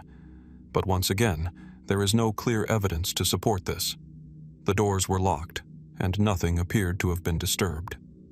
Then there is the theory that the keepers were simply lost to the elements, taken by a wave or swept into a whirlpool that left no trace. While it remains a plausible explanation, it is hard to reconcile with the fact that no bodies were ever found, no wreckage, no debris, no indication that such an event had occurred. This leaves us with an unsettling thought. If the keepers were swept away, where did they go?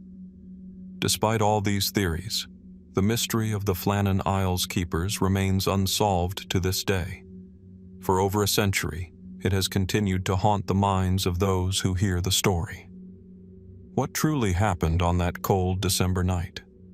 Did the keepers disappear into the grasp of the sea, or was something far stranger at work on the desolate island? Was it simply an unfortunate accident, or was it the work of something far more inexplicable? Perhaps the most chilling aspect of the mystery is how little we truly know. Despite numerous investigations, despite all the years of research, no one has ever been able to definitively explain the disappearance of the lighthouse keepers. The silence of the Flannan Isles seems to echo the unanswered questions that linger in the air, unanswered and unresolved. What remains of the story is the lighthouse itself, standing empty and silent against the windswept cliffs, its beam never again shining over the sea. And as the years pass, the haunting question remains: what truly happened on the Flannan Isles in December 1900? And what, if anything, still lies hidden in the fog of that forgotten history? As the early morning mist settled over the waters off the coast of New York in 1850, the Seabird, a merchant ship, sailed silently toward the horizon. This vessel, like many of its kind, had a routine and familiar mission: transporting goods, sailing from port to port, braving the unpredictable waters of the Atlantic. The ship was no stranger to the sea. But in the summer of 1850, something happened that would transform the Seabird into part of one of the most baffling and unsettling maritime mysteries of the 19th century. The Seabird was due to return from its journey to the West Indies. Its destination was New York City, but the ship never arrived. On June 22, 1850, the vessel left Havana, Cuba, under the command of Captain John R. O'Brien. The ship carried a crew of 15 and was expected to make the 1,400-mile voyage back to New York in a matter of weeks. But by the time the months rolled on, no sign of the seabird was found. No distress signals, no wreckage, no floating debris. The ship simply vanished, as if it had been swallowed by the ocean itself. When the seabird failed to arrive in New York by the expected date, concern began to grow. The ship had sailed into a storm during its journey. No one doubted that. Many ships had suffered under the wrath of the Atlantic in the days prior to its disappearance, so at first, it was assumed that the seabird had been caught in some catastrophe, perhaps a wreck, or perhaps it had been overtaken by a powerful storm. But as weeks turned into months and no trace of the ship was found, speculation began to rise. Had the ship simply sunk beneath the waves? Could the storm have been so violent that even the sturdy seabird was no match for nature's power? Or was something more mysterious at play? The answers, as it turned out, would remain elusive. What makes the disappearance of the seabird even more baffling is the fact that it wasn't just the ship that vanished. It was the very signposts of its existence. No wreckage was found. No lifeboats washed ashore. No bodies. No remnants of the ship's cargo or supplies. The disappearance was total. It seemed as though the seabird and all of its crew had simply disappeared into thin air, as if they had been taken by some force that had no traceable origin. The lack of evidence was chilling. Ships that went down in storms typically left behind some kind of marker: splintered wood, broken masts, the remains of the cargo they were carrying. Even in cases where a ship sank without a trace, there would often be wreckage that could be tied back to the missing vessel. But with the seabird, there was nothing. Not a single piece of evidence to suggest what had happened to it. No wreck site, no signs of a battle, no signs of an accident. The ship had simply vanished, and no one knew where to look. In the years since the seabird vanished, a number of theories have emerged, each attempting to explain what happened to the ship and its crew.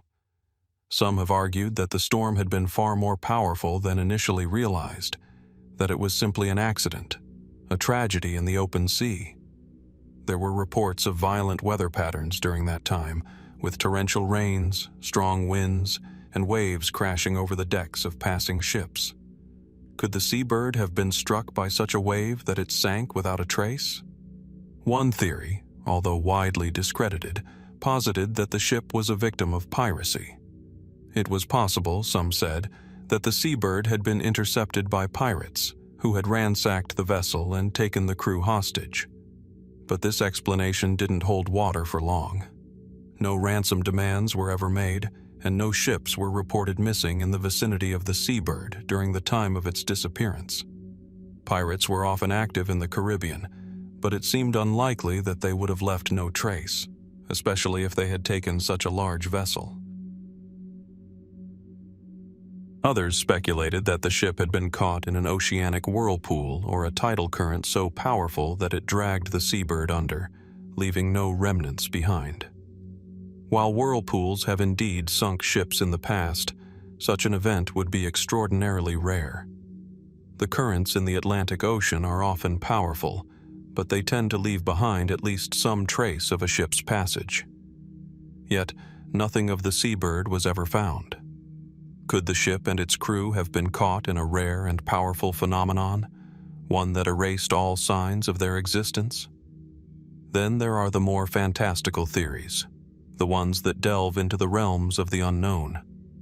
One of the most popular theories is the idea that the seabird fell victim to some kind of supernatural force, an entity or presence in the ocean that took the ship as it had taken so many others before it.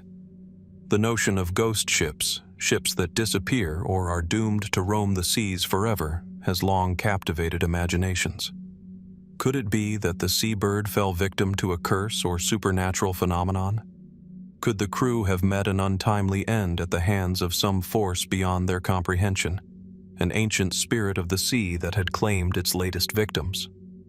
Others have posited that the ship could have been taken by a rogue wave, massive waves that can suddenly appear without warning and sink even the most well-equipped ships. Rogue waves are known to be rare and unpredictable, but they can be extraordinarily powerful. A wave could have struck the ship, sending it to the depths of the ocean without leaving a single trace behind. But this too seems implausible when you consider that no trace of the ship's wreckage or cargo has ever surfaced, despite the fact that rogue waves are often followed by some form of debris. Perhaps the most plausible theory is that the Seabird simply fell victim to an undetected and catastrophic mechanical failure, such as an explosion or a failure of the ship's structural integrity, which left no sign of debris. The ship's cargo could have shifted in the storm, causing a breach in the hull, or perhaps there was a hidden flaw in the ship's construction that became catastrophic in the rough seas. If this were the case, it could explain why no wreckage was found. After all, a ship that sank in an instant could leave very little behind. But none of these theories fully answer the questions that linger about the Seabird's fate. Why was there no wreckage? Why did no one see the ship go down? Why was there no sign of the crew? Why, despite extensive searches, could nothing be found in the area?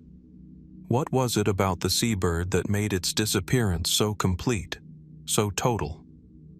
As the years have passed, the Seabird has become a symbol of the unknown, of the mysteries that still lie just beneath the surface of the sea. It is a reminder of how little we truly understand about the forces of nature, and how even the most experienced sailors can disappear without a trace. And so, as we ponder the fate of the Seabird, we are left with more questions than answers. Was it simply an unfortunate accident, a ship caught in the fury of a storm, or is there something more at play?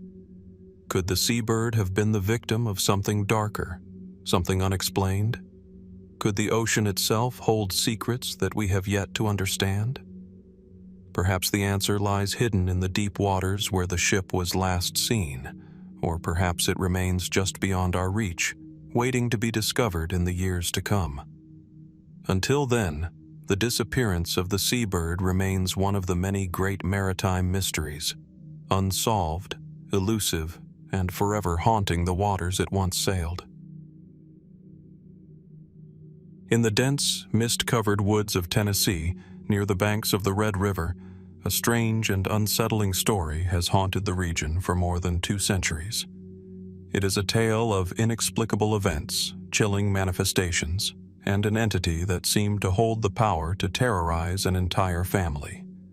This is the story of the Bell Witch, one of the most well-documented and disturbing hauntings in American folklore. The year was 1817 when the Bell family, led by John Bell, moved to their homestead in Robertson County. Their land was lush, a prime piece of farmland in the heart of Tennessee's wilderness. At first, the Bell family lived a peaceful, relatively ordinary life, with little to suggest that their home would become the epicenter of one of the most infamous hauntings in history. But that all changed in the autumn of 1817. The family began to experience strange disturbances. It started with faint noises, what sounded like someone or something softly tapping on the walls of the house. Then came louder knocks, followed by the eerie sounds of dragging chains, rustling leaves, and a soft, rhythmic tapping, as if invisible hands were knocking in a pattern.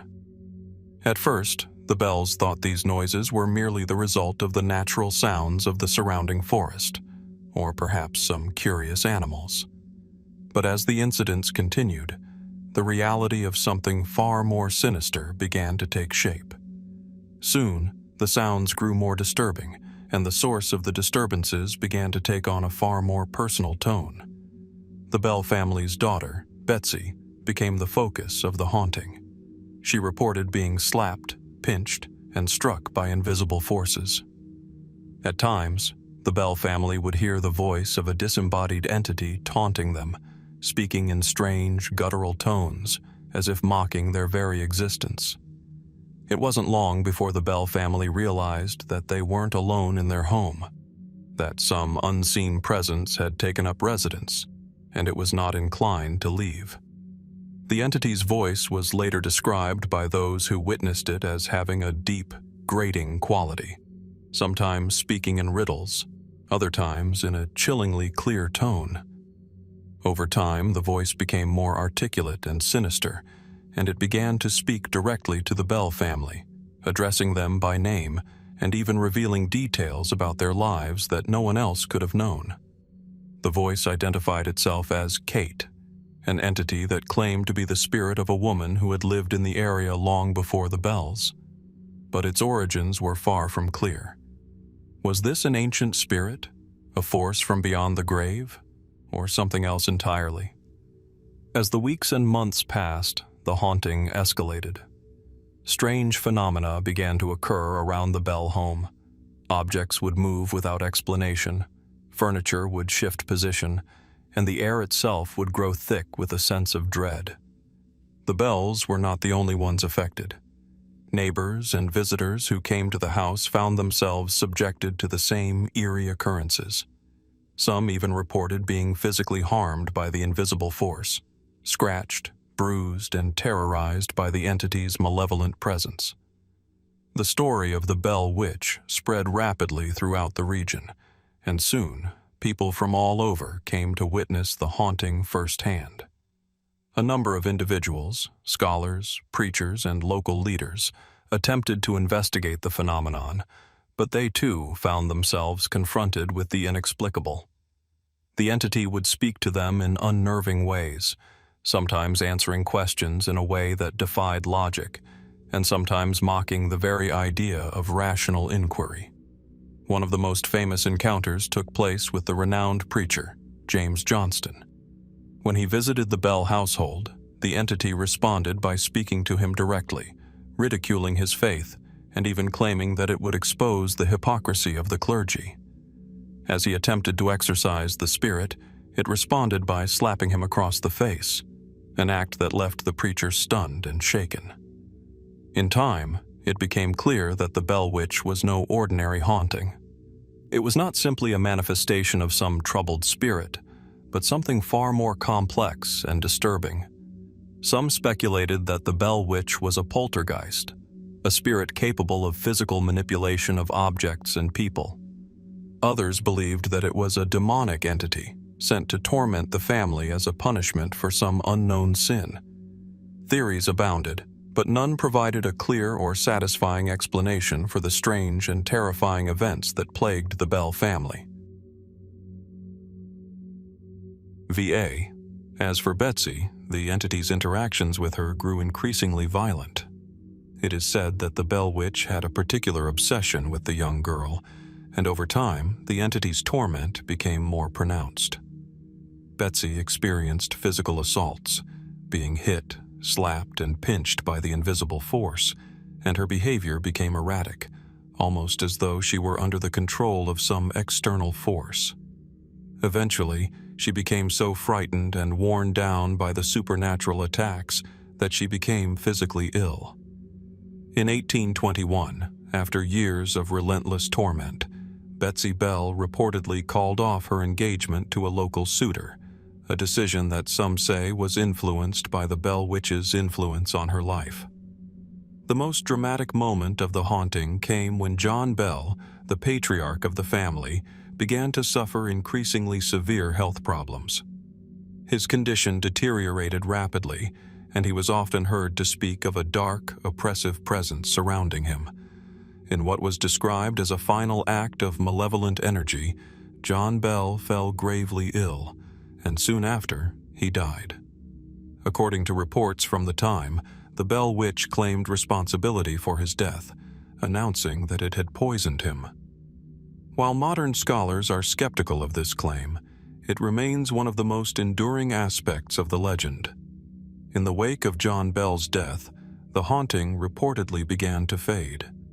The manifestations became less frequent, and the Bell family eventually left their home. But the legend of the Bell Witch did not end with their departure. Over the years, the story has only grown more enigmatic. Some claim that the Bell Witch still haunts the area to this day, while others believe that its presence was merely a figment of collective hysteria. But even now, visitors to the Bell Witch Cave, located near the Bell family's original homestead, report experiencing strange sensations, cold spots, whispering voices, and an unsettling feeling of being watched. The Bell Witch haunting continues to captivate the imagination, as no one has ever been able to provide a definitive explanation for the events that unfolded at the Bell family's farm. Was it a genuine supernatural phenomenon, or was it a case of mass hysteria, amplified by the fear and superstition of the time? Was it the work of a malevolent spirit, or something far darker, perhaps a manifestation of the troubled minds of those involved? The legend of the Bell Witch stands as one of the most mysterious and terrifying hauntings in American history. The unanswered questions that linger are enough to stir curiosity and unease. What was the true nature of the force that haunted the Bell family for so long? And could the Bell Witch still be out there, waiting for its next victim? Perhaps the greatest mystery of all is the one that remains. Some forces, it seems, are beyond explanation, and the Bell Witch may still be one of them, an enigma locked away in the fog of history. As the vast expanse of the Pacific Ocean stretched out before them, Jean-François de Galaup, Comte de Lapérouse, stood at the helm of the Astrolabe, one of two ships at the forefront of a grand scientific expedition in 1788. With the winds of history at his back, Lapérouse had embarked on a voyage that was as much about exploration as it was about diplomacy, science, and discovery. His mission was one of grandeur, meant to chart unknown territories, establish alliances, and add to the expanding knowledge of the world. The journey began in 1785, when Lapérouse, a distinguished naval officer of France, was appointed to lead an expedition to the Pacific and beyond. He sailed under the auspices of King Louis XVI, with the aim of exploring the lands of the Pacific Ocean, mapping the western coast of North America, and conducting vital scientific studies in a region that had, up until then, remained largely beyond the reach of European exploration. His ships, the Astrolabe and the Boussole, were stocked with scientists, cartographers, and naturalists, all eager to unlock the mysteries of the farthest reaches of the globe. The expedition was poised to become one of the most significant of its kind, a symbol of French ambition and Enlightenment ideals. But it would end not with acclaim or recognition, but with silence. The disappearance of Jean-François de Galaup, Comte de Lapérouse, and his entire crew remains one of history's greatest maritime mysteries. In early 1788, Lapérouse's expedition had already made significant strides in its exploration of the Pacific. Having visited Australia and the Salomon Islands, the Astrolabe and Boussole continued to chart unknown waters, gradually making their way toward the coast of New Caledonia. They were expected to continue their journey to the Philippines, then on to China, before returning to France. But something went horribly wrong during the latter part of the voyage, something that no one could have predicted. By 1789, the two ships had vanished from the annals of history. The Astrolabe and Boussole never returned to France, and for years, no word reached Europe of Lapérouse's fate. In the absence of communication, rumors began to spread. Had the ships been lost to a storm? Was there an attack from local tribes? Could they have been swept away by some unforeseen disaster? With no clues and no bodies, the disappearance of the expedition became an enigma that would linger for decades.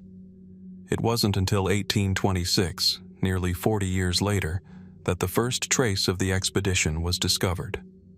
British navigator Peter Dillon stumbled upon an unexpected lead. While traveling through the Solomon Islands, Dillon learned of an eerie tale among the indigenous inhabitants. The locals spoke of two French ships that had come ashore many years earlier, only to meet a gruesome fate. The survivors, they claimed, had been killed, and the wreckage of the ships had been lost beneath the waves. Dillon's discovery reignited interest in Lapérouse's disappearance. A subsequent search expedition found evidence that the astrolabe and boussole had indeed met their untimely end in the Solomon Islands. Wreckage from the ships was recovered, and more fragments of the mystery began to take shape. It was determined that Lapérouse and his crew had likely been shipwrecked on the coast of Vanikoro, a remote island in the Pacific. But what happened next? How did the expedition fall so far from its intended course? What had led to its demise? Theories surrounding the fate of Lapérouse and his men remain varied, and many aspects of the story continue to fuel speculation.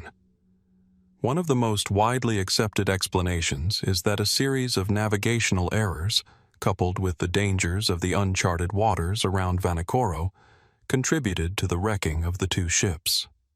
The region's waters were notoriously treacherous, with sharp coral reefs and powerful currents, and it is possible that the two ships became stranded or damaged beyond repair. But what led to the crew's eventual demise, and why was no distress signal ever sent? Other theories delve deeper into the human side of the story, suggesting that perhaps the crew of the astrolabe and boussole were caught in a violent clash with the indigenous people of Vanikoro. The natives, having no experience with outsiders, may have seen the French sailors as threats, leading to an altercation that resulted in the death of the crew. But there is little evidence to support this, as subsequent contact with the island's inhabitants has not yielded any concrete explanations of violent interaction. Why then would the expedition's communications cease so abruptly? Could it be that the entire mission was doomed by something beyond natural or human causes? Some have proposed more fantastical theories, including the possibility of a supernatural intervention. Did Lapérouse and his men stumble upon something they were not meant to find? Perhaps an ancient and forgotten secret buried on the island? Or was it possible that the two ships were victims of some strange, unknown force in the Pacific, one that led them to their doom? Another possibility that has been suggested is that the expedition fell prey to piracy. Although this is an unlikely explanation given the location and the nature of Lapérouse's mission, the idea that the ships could have been intercepted by pirates seeking to plunder the valuable goods on board has been considered. However, there is no record of such an event, and the silence that surrounded Lapérouse's disappearance would make this scenario even more unlikely. But one theory that lingers more firmly is the simple but chilling conclusion that the ships encountered a catastrophic failure of navigation and were then marooned on a distant shore. Perhaps, with no way of communicating with the outside world, the men died from exposure, disease, or lack of provisions. And yet, this scenario leaves us with one question. Why, if the crew had perished, did no survivors or bodies ever come forward? Why were there no signs left behind to show how Lapérouse's voyage ended? Despite the efforts to piece together the fragmented pieces of Lapérouse's fate, the mystery of his disappearance endures. The remains of the astrolabe and boussole were only found after decades of searching, and many details of the wreck have remained elusive, leaving us to wonder, what truly happened to Jean-François de Galaup and his men? Was their disappearance the result of a simple navigational error, or were there deeper, more enigmatic forces at work? As we reflect on the strange disappearance of one of the 18th century's most promising explorers, we are left with more questions than answers. What secrets are hidden in the deep waters of the Pacific? And will we ever truly understand the full story of what happened to the astrolabe and boussole? Perhaps some mysteries, like Lapérouse's final voyage, are destined to remain unsolved, locked forever in the vast, uncharted expanse of the sea. In the bustling heart of 19th century New York City, a seemingly impossible story made its way into the public consciousness, sparking debates that would ripple through society and capture the imagination of thousands. On August 25, 1835, the Sun newspaper, then a relatively obscure publication, ran an article that would shake the very foundation of what the public believed to be true about the moon, the stars, and the universe itself. The title of the story, innocuously simple, read, "Great Astronomical Discoveries Lately Made by Sir John Herschel." But what followed would be anything but ordinary. The article chronicled what appeared to be the groundbreaking discoveries of Sir John Herschel, one of the most renowned astronomers of the time, who allegedly made a series of astounding observations while stationed in South Africa. These discoveries, detailed in a series of 6 articles, described a strange and bizarre new world on the surface of the moon. The inhabitants of this lunar world were not what anyone might have expected. Instead of barren landscapes and cold, uninhabited plains, the moon was portrayed as a thriving, vibrant place, home to winged creatures, bat-like humanoids, and even entire forests of trees that were as alive as the ones on Earth. The most striking of all the revelations, however, was that the moon's surface was teeming with intelligent life. These moon-dwelling beings were described as having the ability to communicate, live in cities, and even engage in complex social behaviors, including building structures and using tools. The most extraordinary claim, perhaps, was the presence of large, bipedal creatures that resembled a hybrid between a bat and a human.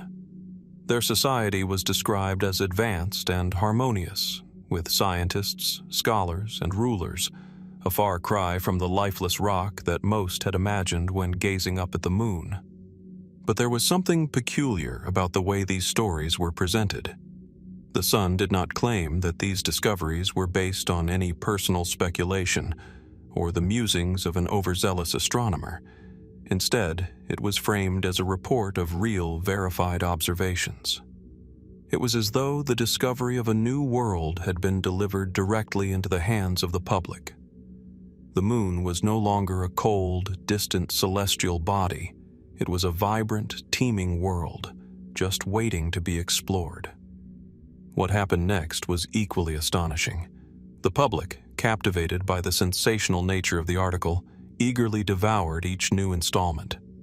The Sun sold more copies than ever before, and the moon, long a subject of scientific curiosity and poetry, was suddenly thrust into the realm of popular culture as never before. People from all walks of life read about the extraordinary lunar creatures, debated the implications of this new discovery, and even began to wonder if they, too, might one day travel to the moon. But as the excitement built, so did a sense of skepticism. As the details of the discoveries grew ever more fantastical, some began to ask whether these revelations could really be true. How could such extraordinary findings be hidden for so long? Where were the records of Herschel's observations? Why had no one else in the scientific community heard of these remarkable claims? What began as a story of astronomical wonder soon began to show signs of something more elusive, an elaborate ruse, a carefully crafted deception designed to capture the public's imagination, and perhaps something more. The Sun's editor, Richard Adams Locke, had cleverly woven a narrative that seemed so plausible, so deeply rooted in the credibility of science, that it took several weeks for the truth to be revealed. It was then that the public learned that the entire story was a hoax. There had been no real discoveries by Herschel. The tales of lunar civilizations, of bat-winged creatures, and fantastical landscapes were purely fictional. They were the work of a skilled writer, Locke himself, who had cleverly combined current astronomical knowledge with elements of fantasy to craft an imaginative and wildly entertaining tale. Despite the eventual revelation, the so-called Great Moon Hoax endured in the public imagination. Some questioned the motives behind the deception. Was it simply an elaborate stunt to increase the sun's circulation, or was there a deeper message hidden within the pages of those articles? The line between truth and fiction had blurred so completely that many people continued to believe the fantastical lunar discoveries even after the hoax was exposed. After all, what better way to capture the fascination of an entire population than with a story so captivating that it defied the very limits of what they thought was possible? As the years passed, the story of the Great Moon Hoax began to fade into obscurity, yet its legacy endures in many ways, shaping our understanding of how stories are told, how myths can be born, and how the boundaries between fact and fiction can become dangerously intertwined. The hoax didn't just fool the public of the 19th century. It was a precursor to the many deceptions and viral myths that would define the modern age, long before the internet, fake news, or the concept of alternative facts. The motivations behind the Great Moon Hoax remain a subject of debate. Some believe that Locke and the Sun had no ulterior purpose beyond sensationalism, seeking to boost sales by feeding the public's insatiable curiosity about the unknown. Others suggest that Locke's creation of the hoax was more than just a financial tactic. It was an experiment in the power of storytelling, a commentary on the nature of truth, and an exploration of how easily the public could be swayed by an authoritative source. Did Locke intend to mock the gullibility of the masses, or was he simply testing the limits of what could be achieved with the written word? The hoax was also indicative of the larger context of the 19th century, a time when the wonders of science and exploration were being thrust into the public eye at a dizzying pace. The concept of a scientific revolution, the rise of astronomy, and the quest for knowledge about the stars and the planets had captured the imagination of countless people. In this environment, the idea of discovering new worlds, even on the moon, felt more tantalizing than ever. And yet, by presenting the fantastic as fact, the Sun had demonstrated just how easily the human mind can be drawn into the allure of the unknown, how readily people will suspend disbelief for the sake of a good story. In the end, the Great Moon Hoax remains a fascinating glimpse into the intersection of science, myth, and public perception. Was it an innocent prank, a satire of the public's fascination with discovery? Or did it reflect a deeper, more unsettling truth about how far the media, and those in positions of authority, can push the boundaries of what is believed to be real? Perhaps the true mystery lies in the fact that even today, some still find themselves captivated by the tale of a moon filled with strange creatures, forgotten cities, and impossible landscapes.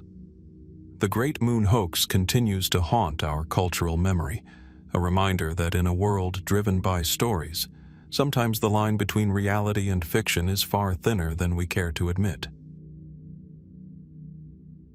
In the quiet town of Batavia, New York, in the early months of 1826, the air was thick with tension, secrecy, and fear. It was a time when the United States was still in its early stages, a young nation struggling with its identity, with the moral and political foundations of its society in flux. Against this backdrop, the disappearance of one man would set off a chain of events that would reverberate far beyond the confines of this small town, one of the most mysterious and contentious cases of murder and cover-up in American history. William Morgan, a man who had arrived in Batavia from the nearby town of Lockport, seemed like an ordinary person, someone who could easily blend into the fabric of 19th century American life. But Morgan was no ordinary man. His name would become infamous, not just because of his disappearance, but because of what he stood for: the pursuit of truth, the questioning of power, and the potentially deadly consequences of exposing secrets. Morgan had been a part of the Freemason Society, one of the many secretive fraternal organizations that thrived in the 19th century. Freemasonry, with its arcane rituals and elaborate oaths, had long captured the imagination and suspicion of the public. The Masons, as they were often called, were a society that blended brotherhood, charity, and mystery. But it was also an organization that held great power, its members occupying influential positions in society, business, and politics. As Morgan became more deeply involved in the society, something began to trouble him. He had been initiated into the Masonic Lodge and had been exposed to the organization's rituals. But soon, he grew uneasy with what he perceived as a lack of transparency within the group, particularly the secrecy surrounding the initiation rituals, which, to him, seemed to be at odds with the ideals of openness and honesty that were the foundation of the young American Republic. He became increasingly disillusioned and began questioning the Masons' motives. Morgan began to speak out publicly, even offering to reveal the Masonic rituals and secrets to the world. He saw himself as a truth-teller, someone whose revelations would expose the hidden machinations of an organization that held too much influence over American society. His decision to publish a book detailing the secrets of the Freemasons seemed to be an act of defiance, one that would bring down the powerful group once and for all. But the Freemasons had their own methods of dealing with perceived threats. In the months following Morgan's public announcements, strange things began to happen. Morgan was harassed, threatened, and even arrested on flimsy charges, including claims that he had stolen property. His attempts to publish his book were obstructed, and he found himself becoming an increasingly marginalized figure.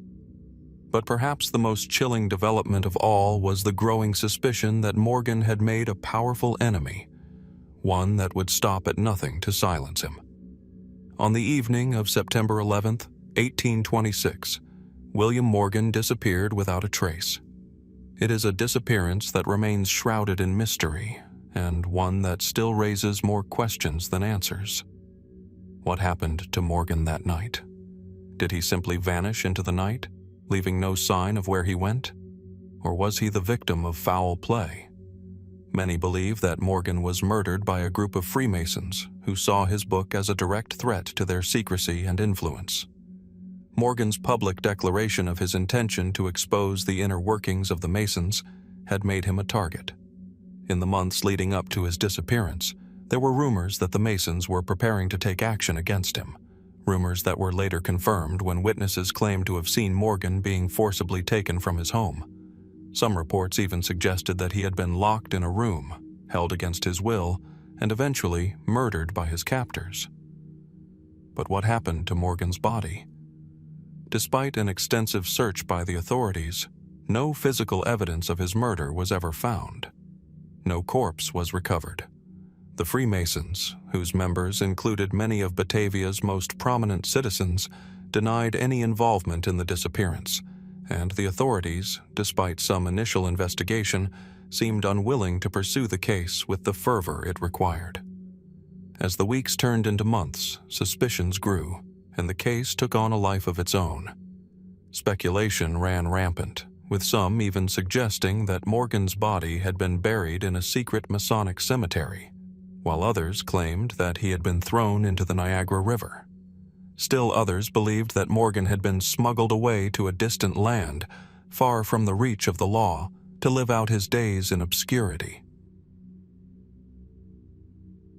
However, one of the most haunting aspects of the mystery was the belief among some that Morgan's disappearance had been part of a much larger conspiracy, one that involved not just the Freemasons, but powerful figures in the state and national government.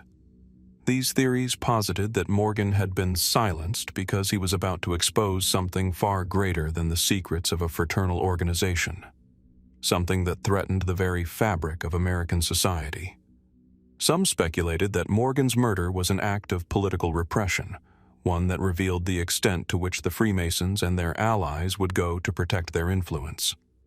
The public outcry surrounding Morgan's disappearance became so intense that it eventually led to the formation of anti-Masonic political movements.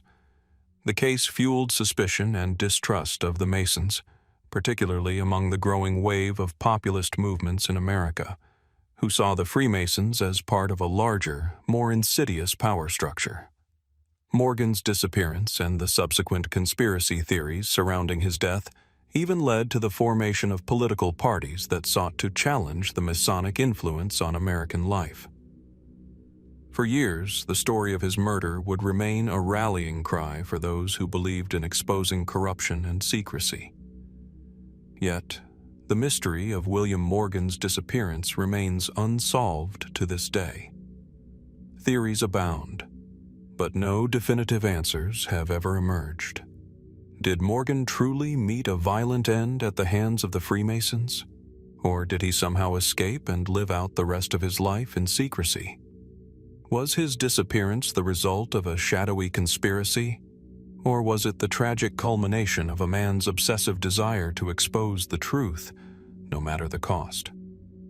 The fact that William Morgan's fate remains uncertain, his body never found, his killers never brought to justice, only adds to the dark allure of this chilling chapter in American history. What secrets did Morgan uncover that were so dangerous? And what lengths did those in power go to in order to keep those secrets buried? The unanswered questions linger, haunting the pages of history, reminding us that some mysteries are never fully revealed, no matter how much we wish to uncover the truth. It is the year 1788, and the streets of London are alive with the bustle of commerce, the hum of everyday life, and, perhaps, something more sinister lurking beneath the surface. The city, with its cobblestone streets, fog-filled nights, and the ever-present clamor of life, was both the heart of an empire and a breeding ground for fears, rumors, and whispers. It was within this backdrop that one of the most perplexing and terrifying mysteries of late 18th century London would unfold: the attacks by the so-called London Monster.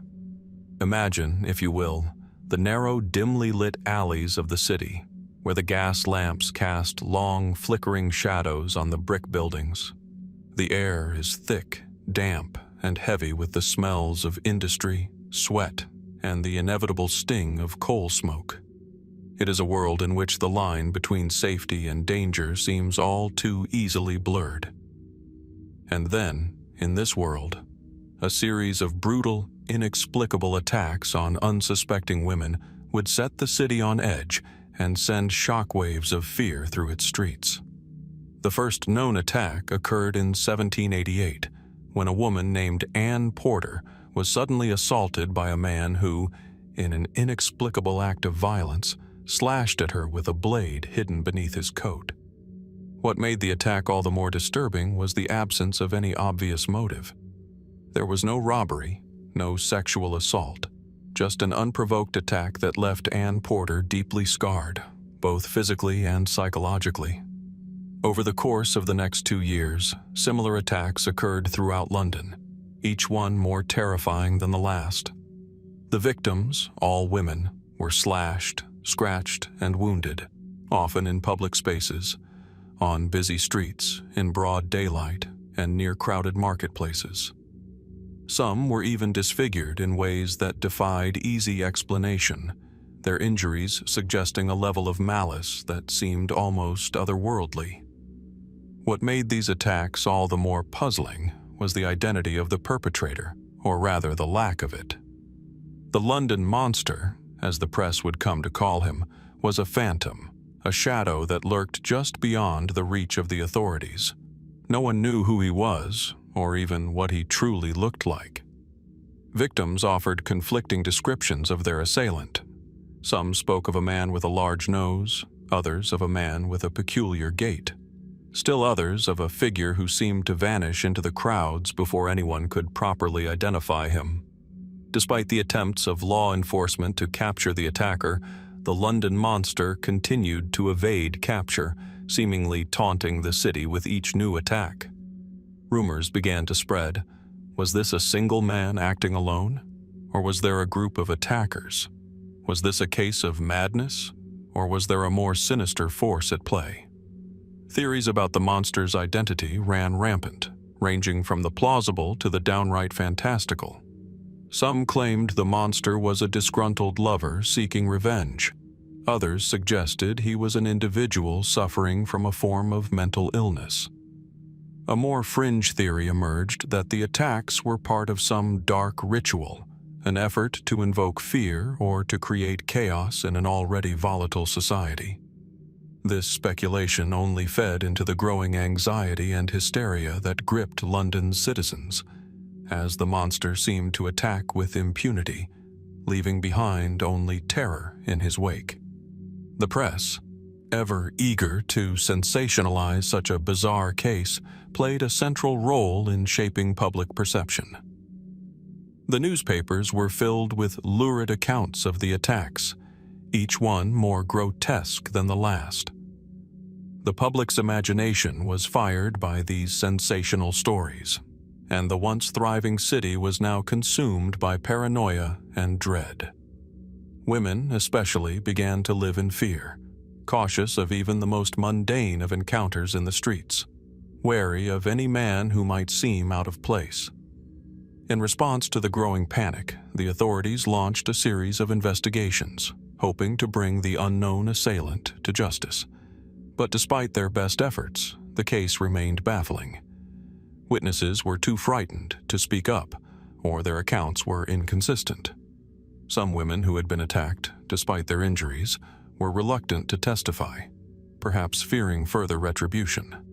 And so, the case stalled.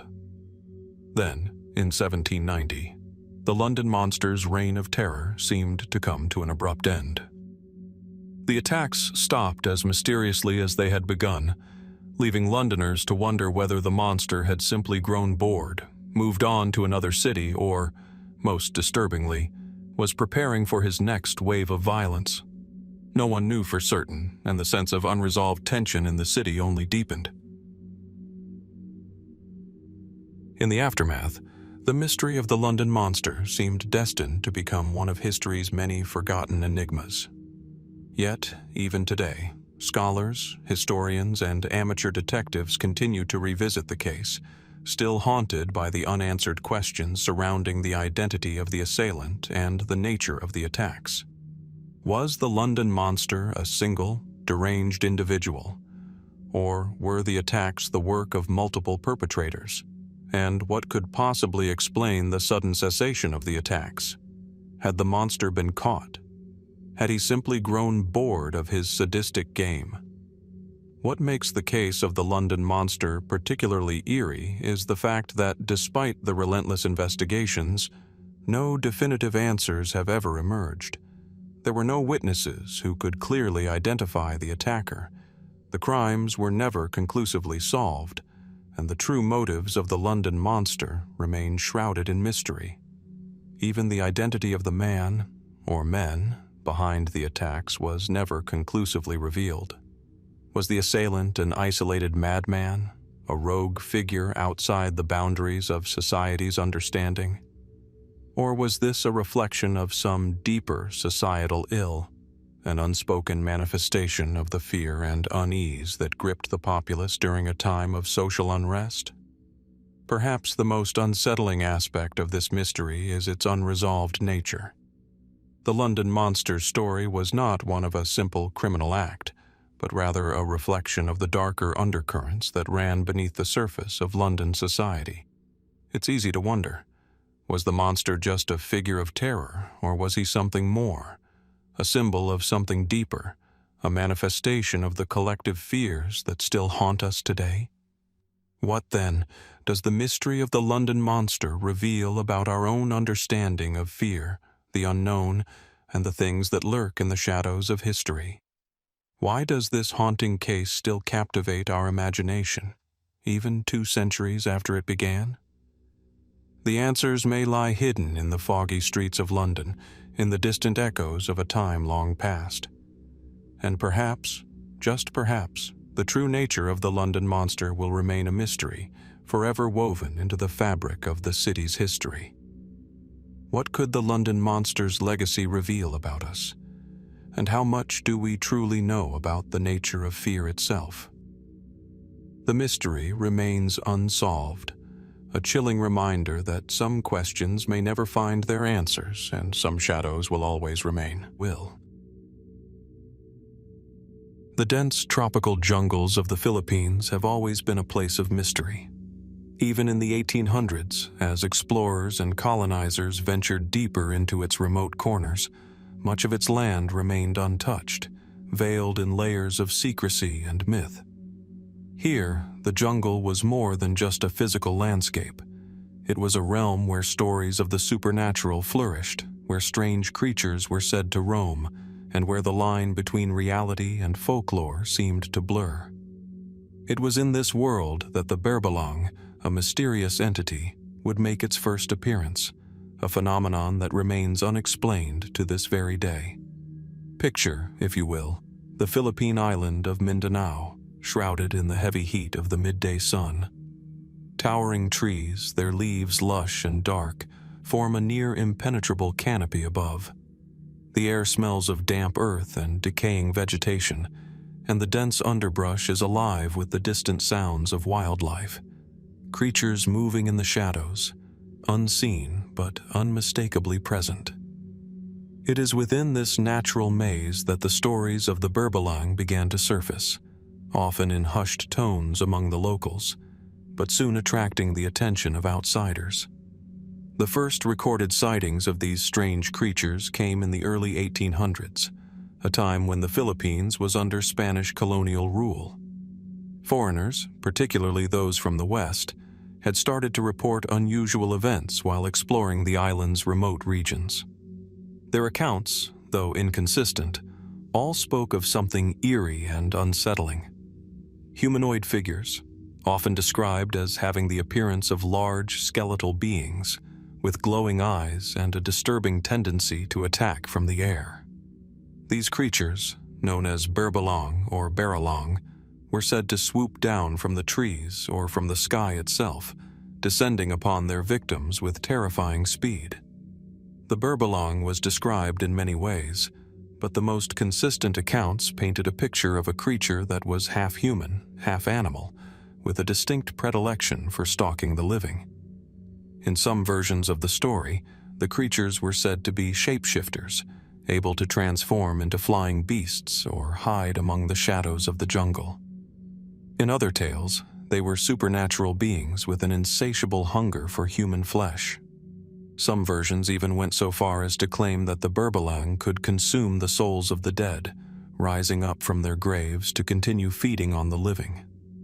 What made these reports particularly disturbing, however, was the way in which the Berbalang's victims were described. Those who came into contact with the creatures were said to suffer a slow, agonizing death. Some reported being found with their bodies mutilated, their faces frozen in expressions of terror. Others claimed that they had been driven mad by the fear of the Berbalang's presence, often refusing to speak of what they had witnessed. Survivors, if any were found, spoke of a feeling of dread that overtook them in the moments before the attack, a sense that something was watching them, waiting to strike. But the reports were not just confined to a few isolated incidents. As the 19th century progressed, more and more people, both locals and foreigners alike, began to report similar sightings.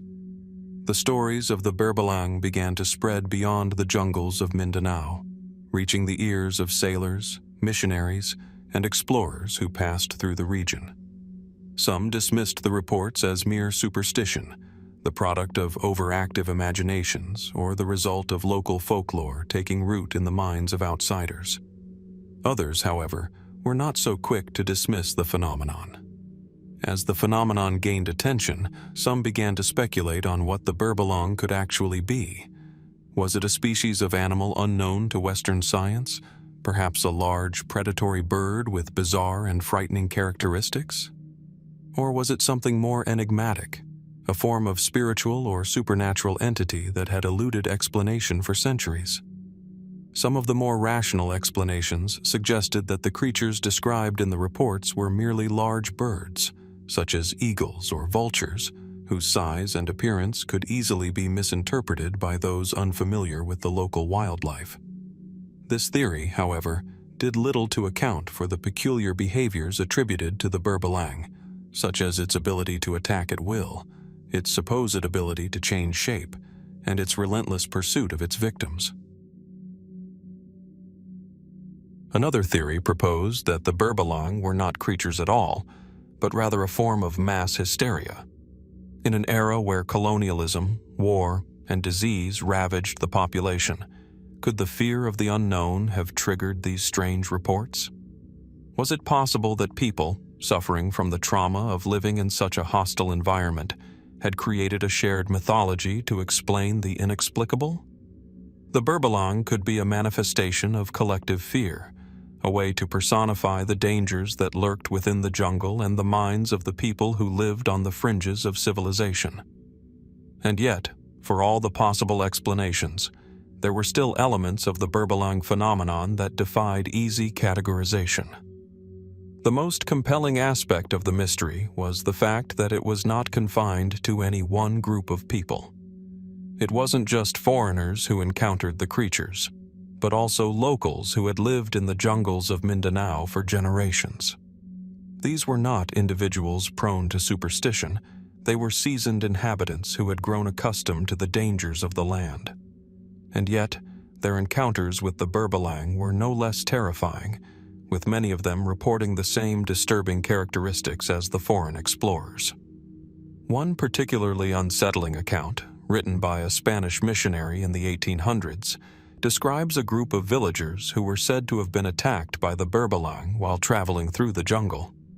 The missionary wrote that the survivors of the attack claimed that the creatures had come from the trees, swooping down upon them with such speed and precision that they had no time to react.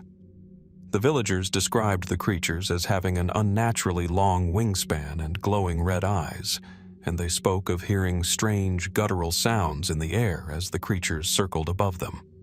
The missionary himself, though initially skeptical, was said to have been so disturbed by the survivors' accounts that he eventually abandoned his mission in the area. He left the island, unable to explain what he had heard, and the story of the Berbalang faded from his records, leaving behind only a chilling reminder of something unsolved. In the years since, the mystery of the Berbalang has not faded. Scholars and enthusiasts alike have continued to investigate the phenomenon, but the true nature of the creatures, if they ever existed at all, remains shrouded in uncertainty. Was the Berbalang merely a myth, created to explain the unexplained? Or was it a genuine phenomenon, a glimpse into a hidden corner of the natural or supernatural world that we still do not fully understand? What, then, are we to make of the Berbalang? The accounts, though fragmented and inconsistent, offer a compelling glimpse into a world where the line between the natural and the supernatural is difficult to discern. Are they merely the product of superstition, or is there something more to the phenomenon, something we have yet to uncover? Perhaps the truth lies somewhere between myth and reality, a story not yet fully told, waiting for the right time to be understood. And as we look back on the reports of the Berbalang, we can't help but wonder, what other mysteries, lost to time, might still be waiting to be uncovered in the depths of the world's darkest corners? The Berbalang may be a riddle that remains unsolved, but in the realm of mystery, sometimes the very act of wondering is the key to discovering the truth. London, 1837. The fog rolled thickly over the cobblestone streets, curling in serpentine patterns as it drifted through the narrow alleys and across the gas-lit lanes of the city. The night was heavy with mystery, and the streets, though filled with the murmur of late-night travelers, always seemed to have a certain unease hanging in the air. This was a city of contradiction, full of life yet laced with dark secrets. It was during these hours, when the city's heartbeat seemed to slow, that one of its most disturbing legends began to take shape.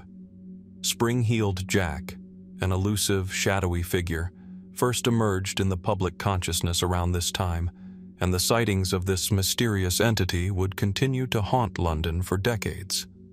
Descriptions of Spring-heeled Jack varied, but there were consistent elements that made his appearances all the more terrifying.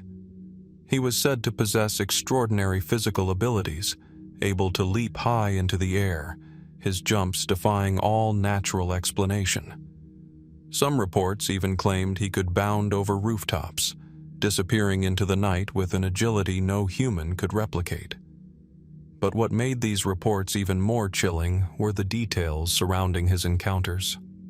Witnesses spoke of his appearance, a tall, thin figure clad in tight-fitting clothing, often described as having an eerie, almost otherworldly appearance.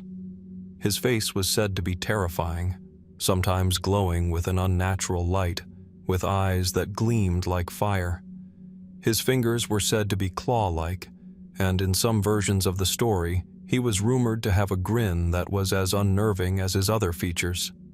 Some accounts went so far as to say that his skin was pale and rubbery, like something that was not quite human. In the earliest reports, Spring-Heeled Jack was depicted as a predator, often attacking young women walking alone at night. The details of these attacks were unsettling. The women were said to have been assaulted by a figure who would suddenly leap from the shadows, scratching or clawing at them before disappearing into the fog as quickly as he had arrived. A chilling consistency in the accounts was that his victims were often left stunned or incapacitated by the terror of their encounter, but few were ever seriously harmed. Yet, the psychological toll on those who encountered him was undeniable.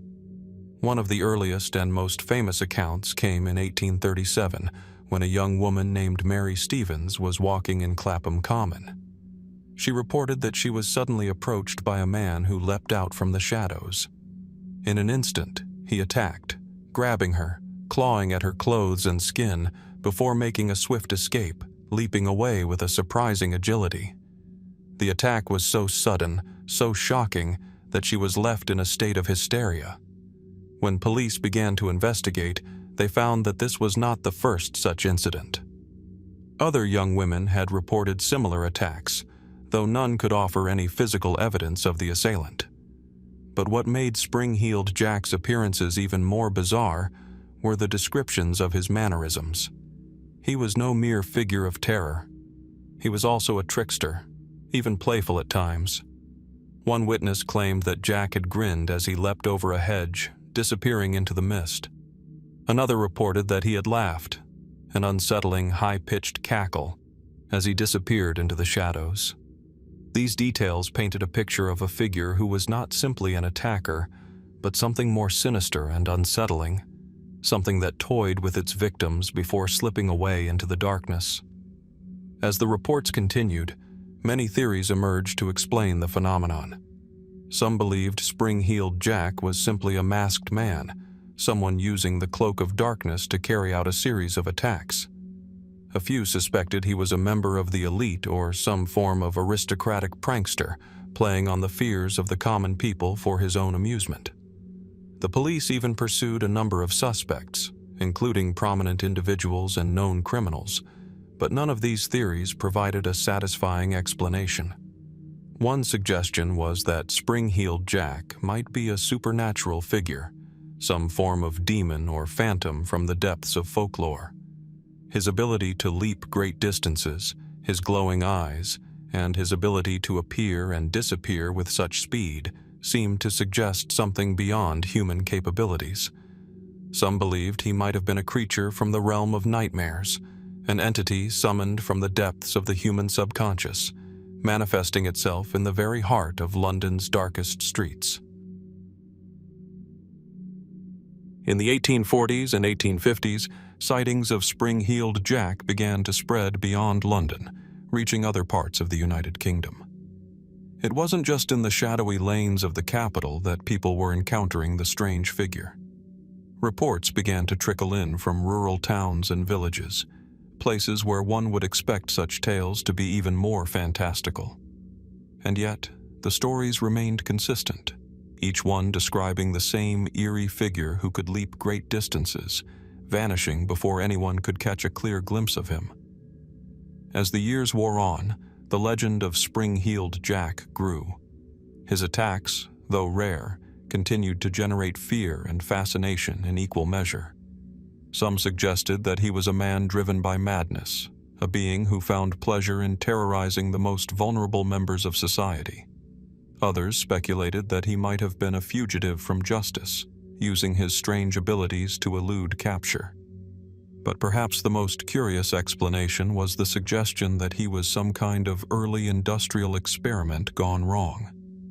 The period in which Spring-Heeled Jack appeared was one of great social and technological upheaval, with advancements in machinery and science transforming the world. Could it be that this strange figure was the result of a failed experiment, an attempt to create something extraordinary that went awry? Despite the many theories and speculations, no one could ever confirm the true identity of Spring-Heeled Jack. There were some who believed the sightings were part of a hoax, perhaps a series of elaborate practical jokes meant to generate fear and excitement among the public. Yet, as the years passed, the figure of Spring-Heeled Jack became woven into the very fabric of London's folklore, a tale that haunted the city long after the reports of his sightings had faded away. The last known report of Spring-Heeled Jack came in the 1870s, though sightings of similar figures, often described in the same terms, continued well into the 20th century. By the time the 20th century arrived, the tale of Spring-Heeled Jack had become a part of London's enduring legacy of mystery, alongside such legends as Jack the Ripper and the Phantom of the Opera. Whether or not Spring-Heeled Jack was a real figure, or simply a product of the collective imagination, is still up for debate. Could Spring-Heeled Jack have been a real man, a criminal with extraordinary abilities? Or was he the creation of a fearful society, a manifestation of anxiety and superstition? Perhaps, like many mysteries from the past, we will never know the full truth. Yet, the eerie accounts of his appearances continue to captivate and haunt us, a reminder of how, in the darkest corners of history, some questions remain unresolved. Was Spring-Heeled Jack a man, or something far darker? As the fog rolls in and the gas lamps flicker, one can't help but wonder, are there still those who walk the streets, hidden in the shadows, waiting to leap into the night? In the late 19th century, a quiet town in the Canadian province of Nova Scotia became the setting for one of the most perplexing and eerie supernatural events ever recorded. Amherst, a small town nestled along the Bay of Fundy, was known for its peaceful streets and tight-knit community. However, the calm of this otherwise tranquil place would soon be shattered by an event that would defy logical explanation, an event that would come to be known as the Great Amherst Mystery. It was in 1878 when the first strange occurrences began to disturb the quiet life of the Mackey family, who lived in a modest house on the outskirts of town. At first, it was subtle. A few unexplained noises, objects mysteriously displaced, and a faint, unshakable sense of unease in the air. But as the days passed, the disturbances grew more violent and more inexplicable. Furniture was thrown across rooms with no human hand to guide it. Loud noises filled the night air, the sounds of knocking, scratching, and whispering voices, all seeming to emanate from nowhere. The disturbances were particularly centered around the youngest member of the family, 18-year-old Esther Cox. Esther had been an ordinary young woman before this unsettling phenomenon began. However, as the unexplained events escalated, she seemed to become the focal point of the haunting. It wasn't long before the haunting was no longer just about mysterious noises or things being moved. Now, the family witnessed objects flying across the room with no apparent cause. The walls seemed to pulse with strange energy, and Esther herself became the victim of violent physical assaults, as if invisible hands were striking her, pinning her down, or shaking her. But what made the Great Amherst Mystery particularly chilling was that these disturbances were not just confined to one household. Neighbors, friends, and even local authorities soon found themselves drawn into the strange events. Reports from witnesses describe objects flying through the air, seemingly guided by an unseen force. One witness claimed to see Esther's bed levitate, and another reported seeing large stones lift from the ground and move across the room without any physical intervention.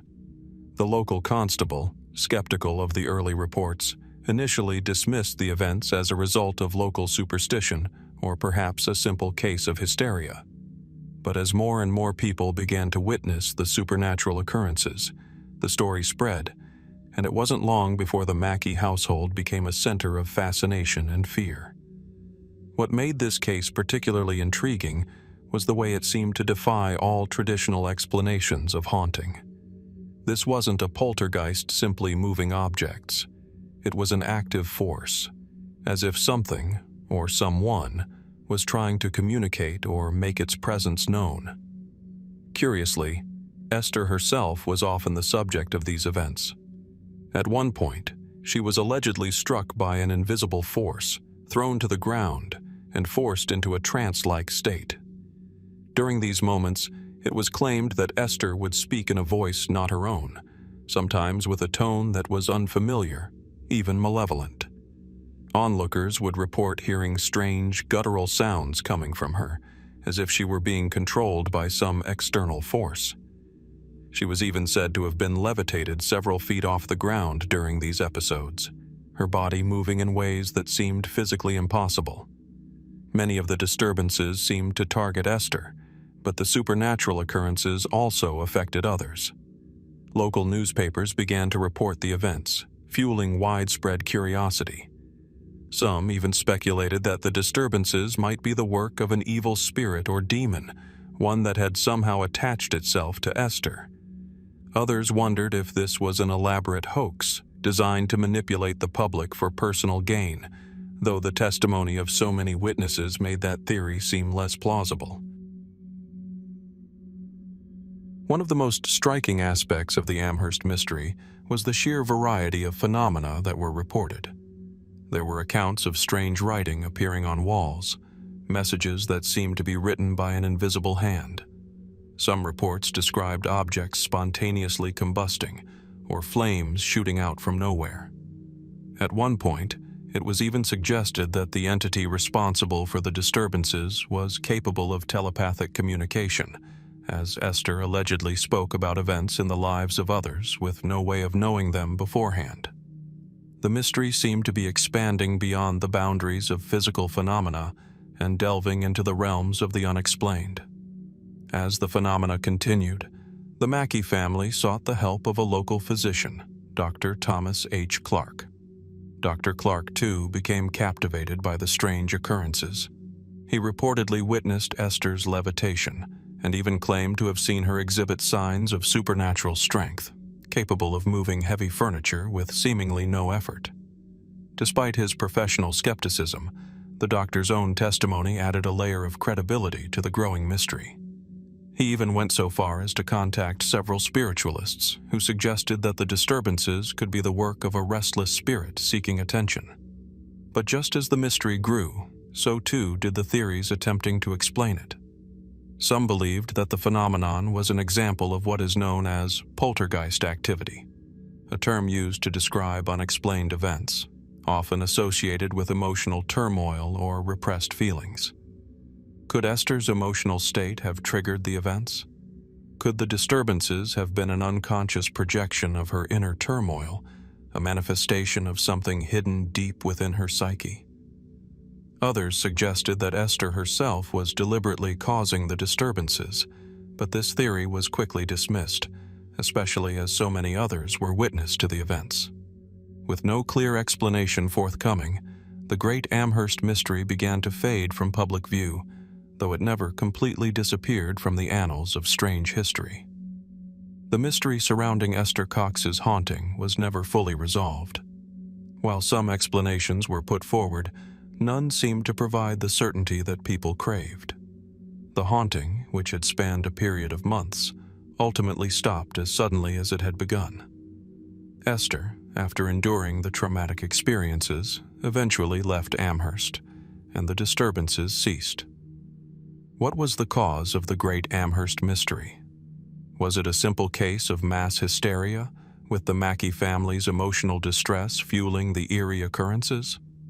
Was it possible that Esther Cox was, in some way, responsible for what happened, whether consciously or unconsciously? Or was there something else at play, something beyond the realm of human understanding, something that simply cannot be explained by the logic of science or reason? The events that transpired in Amherst remain one of the most enduring mysteries in the history of paranormal phenomena. The Great Amherst mystery leaves us with more questions than answers.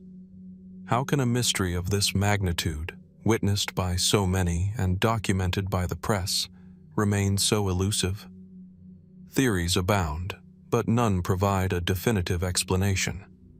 And so, as we reflect on the eerie happenings in that small Nova Scotia town, we are left to wonder, was it simply a case of human imagination gone wild, or was something truly otherworldly responsible for the terror that gripped the Mackey family and their community?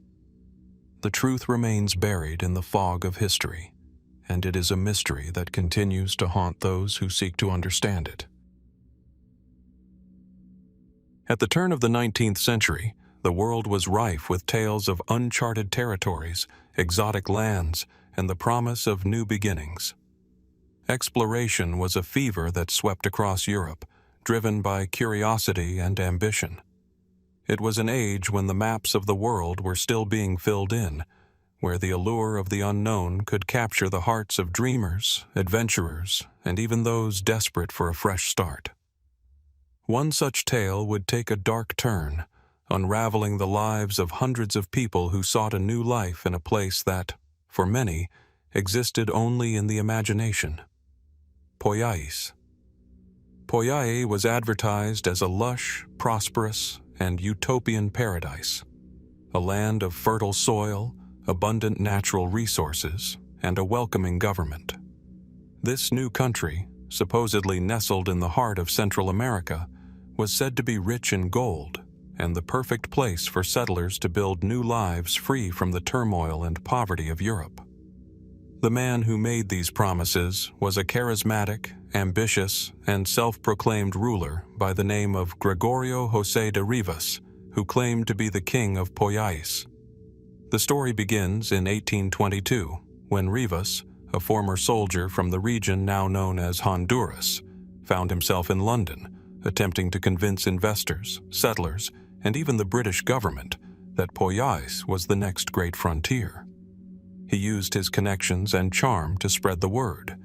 He published lavish pamphlets and even presented maps and descriptions of the new kingdom. The country, he claimed, was flourishing, with cities, roads, and infrastructure already in place, all waiting to be populated by eager Europeans. But there was one thing that Rivas left out of his extravagant tale. Poyais didn't exist. For reasons that remain unclear, Rivas's deception was remarkably effective. He convinced dozens of British investors, as well as hundreds of poor men, women, and children seeking refuge from their troubled lives in Europe, to board ships and sail across the Atlantic to this promised land. The settlers left with dreams of a better life, imagining a paradise where their hardships would finally end.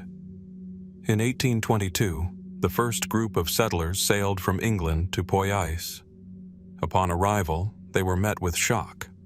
There was no bustling kingdom, no fertile land waiting for cultivation, and no resources to be found. Instead, they encountered a dense, uncharted jungle with no infrastructure, no help from locals, and no sign of a civilized society. With their hopes dashed, the settlers tried to survive in this harsh and unforgiving environment. Yet the situation quickly deteriorated. The group was without adequate provisions, and soon disease, hunger, and exposure began to take their toll. Some settlers tried to return to England, but their attempts were thwarted by the lack of ships. A few survivors even made it back to Europe, but their tales were dismissed as exaggerations or lies. Despite the horrors they faced, it wasn't until 1823 that a second group of settlers left England to try their luck in Poyais. This time, they were met by some of the surviving members of the first group, who had managed to find their way back. These survivors shared their grim experiences, and their warnings reached London. But it was too late. The settlers, now determined to find the promised land, were undeterred. The tragedy, however, would continue. As more settlers arrived in the years that followed, they too found only death and despair in the jungle. It's estimated that around 1,500 people made the journey to Poyais, with nearly all of them meeting an untimely and tragic fate. The mystery of the Poyais settlers is as haunting as it is perplexing. How did Gregorio José de Rivas manage to deceive so many people, and why did he continue to perpetuate the illusion of Poyais long after its existence had been proven to be a fraud?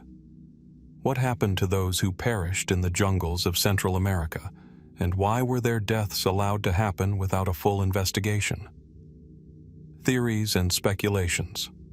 The tragic fate of the Poyais settlers continues to provoke curiosity and debate among historians and mystery enthusiasts alike.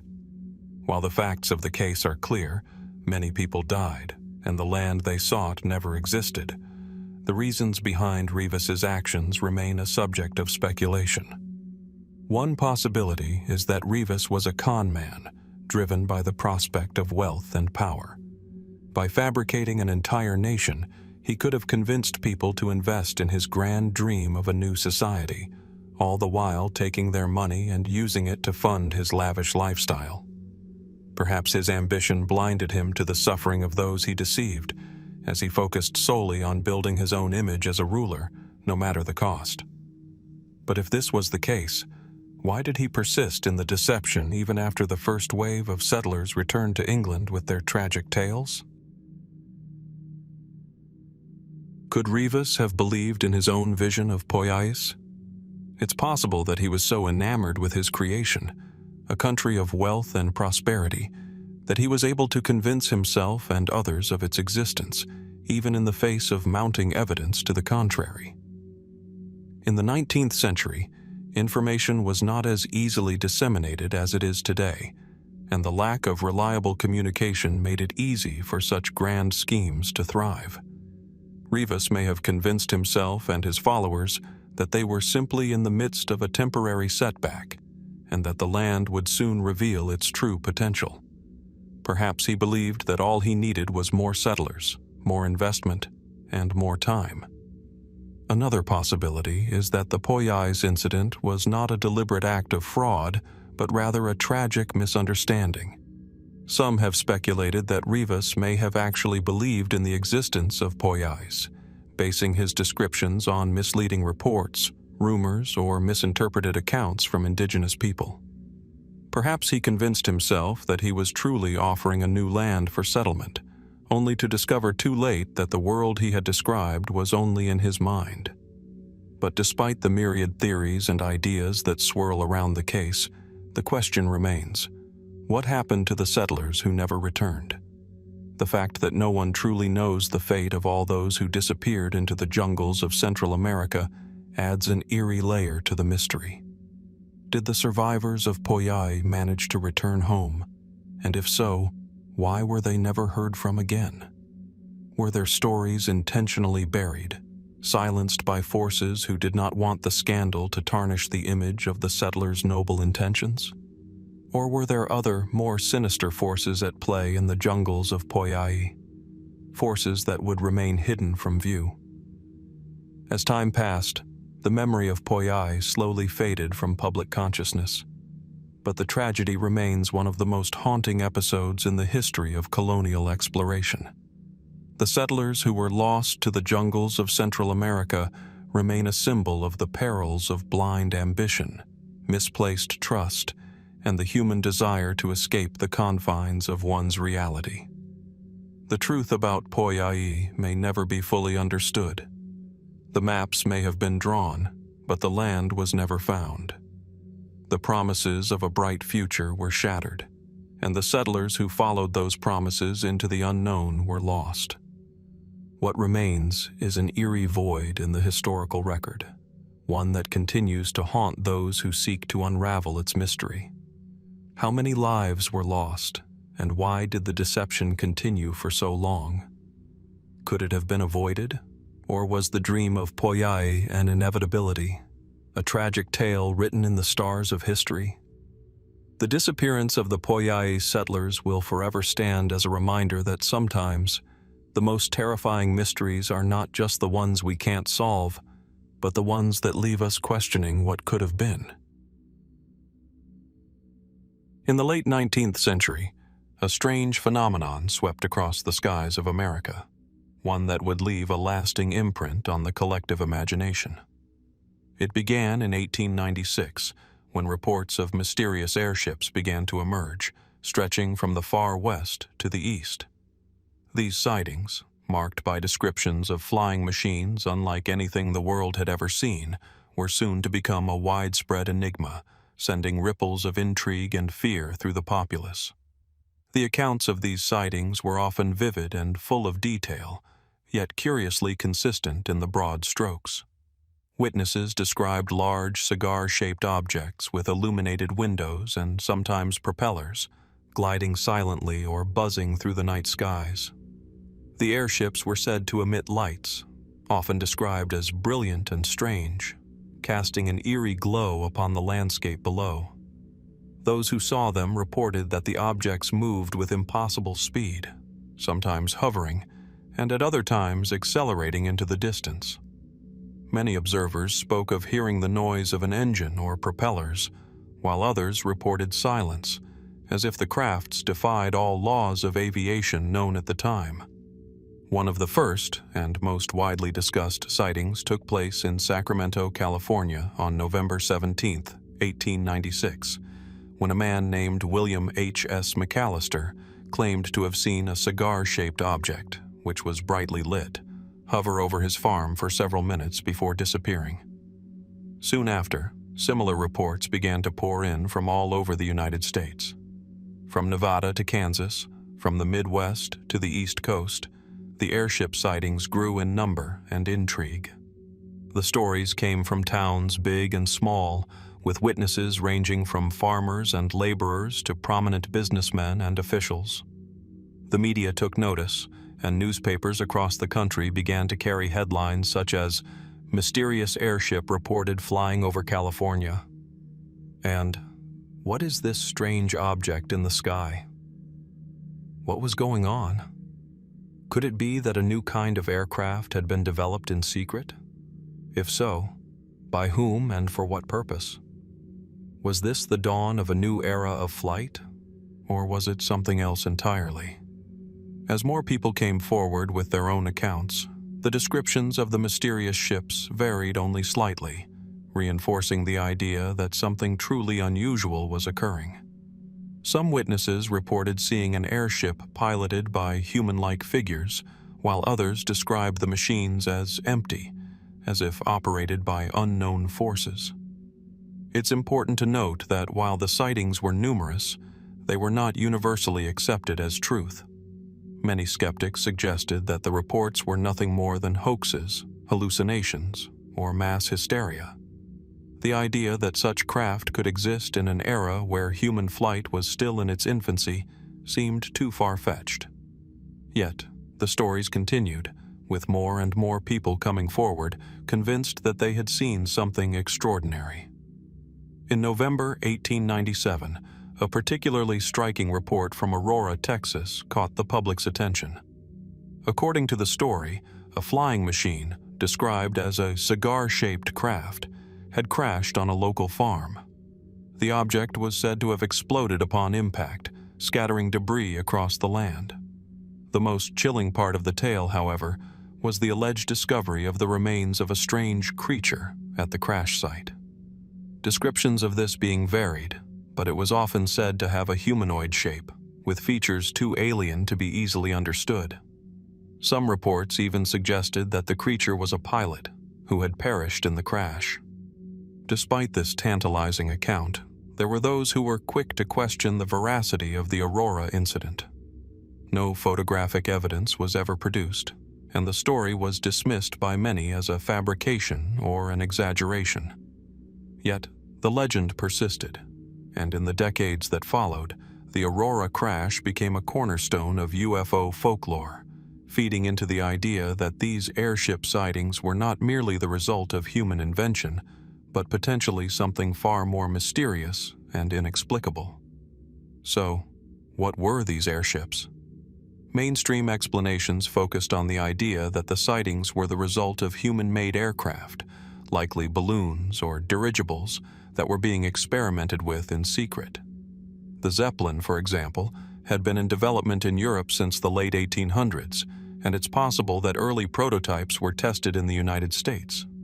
The mystery lights described by witnesses could have been the reflection of gas lights used for illumination on these airships. However, this theory does not fully explain the craft's incredible speeds and maneuverability, nor does it account for the odd behavior of some of the objects, such as the hovering and sudden acceleration described by witnesses. Could it be that these airships were prototypes for some form of advanced aircraft? Was there some kind of secret military technology at play? While there were no definitive explanations, the possibility of secret military or experimental aviation projects had its own set of implications. Were governments or private entities conducting tests in secret, aware that the technology of flight was evolving far more rapidly than the public realized? There are also those who suggest that these sightings could have been the result of psychological phenomena. The 1890s were a time of tremendous change and uncertainty, with rapid industrialization and the expansion of science and technology. Could the public, caught up in the excitement of the age, have projected their hopes and fears onto the night sky, creating an illusion of airships where none existed? Some have suggested that the widespread reports of airship sightings may have been a manifestation of collective anxiety and fascination with the unknown. But there is another possibility that some have speculated about for years, one that pushes the boundaries of conventional thought. Could the airship sightings have been a precursor to the modern era of UFO encounters? While the term UFO would not be coined until the mid-20th century, some enthusiasts point to the airship wave as one of the earliest indications that something unexplained had been occurring in the skies. The descriptions of strange flying objects and the mysterious lights that accompanied them bear remarkable similarities to reports of UFOs in the 20th and 21st centuries. Could the airship sightings of the 1890s have been a glimpse into a larger, more complex mystery that continues to unfold today? For those who believe in the extraterrestrial hypothesis, the coincidence of the sightings and the bizarre details surrounding the incidents, including the Aurora crash, serve as intriguing pieces of a puzzle. Could these strange objects have come from somewhere beyond our world, visiting Earth long before we began to explore the stars ourselves? The thought of alien visitors in the 19th century raises more questions than answers. If the airships were indeed extraterrestrial in origin, what was their purpose? Were they observing humanity in its early days of industrialization, or was there something else at play? Ultimately, the airship sightings of 1896 to 1897 remain an unsolved mystery, one that has sparked endless debate and speculation for over a century. The lack of physical evidence, the conflicting reports, and the passage of time all contribute to the enduring uncertainty surrounding the events. Were these mysterious crafts the result of human ingenuity or something far stranger? The truth may never fully emerge, but the question lingers. What might we have missed in those long-ago skies? Could the world have been on the brink of discovering something that, even now, we are not prepared to understand? The airships are gone, but the mystery of their existence persists, waiting to be unraveled. And as we look to the stars, we are left wondering, was the sky once, and perhaps still, full of secrets we are only just beginning to comprehend?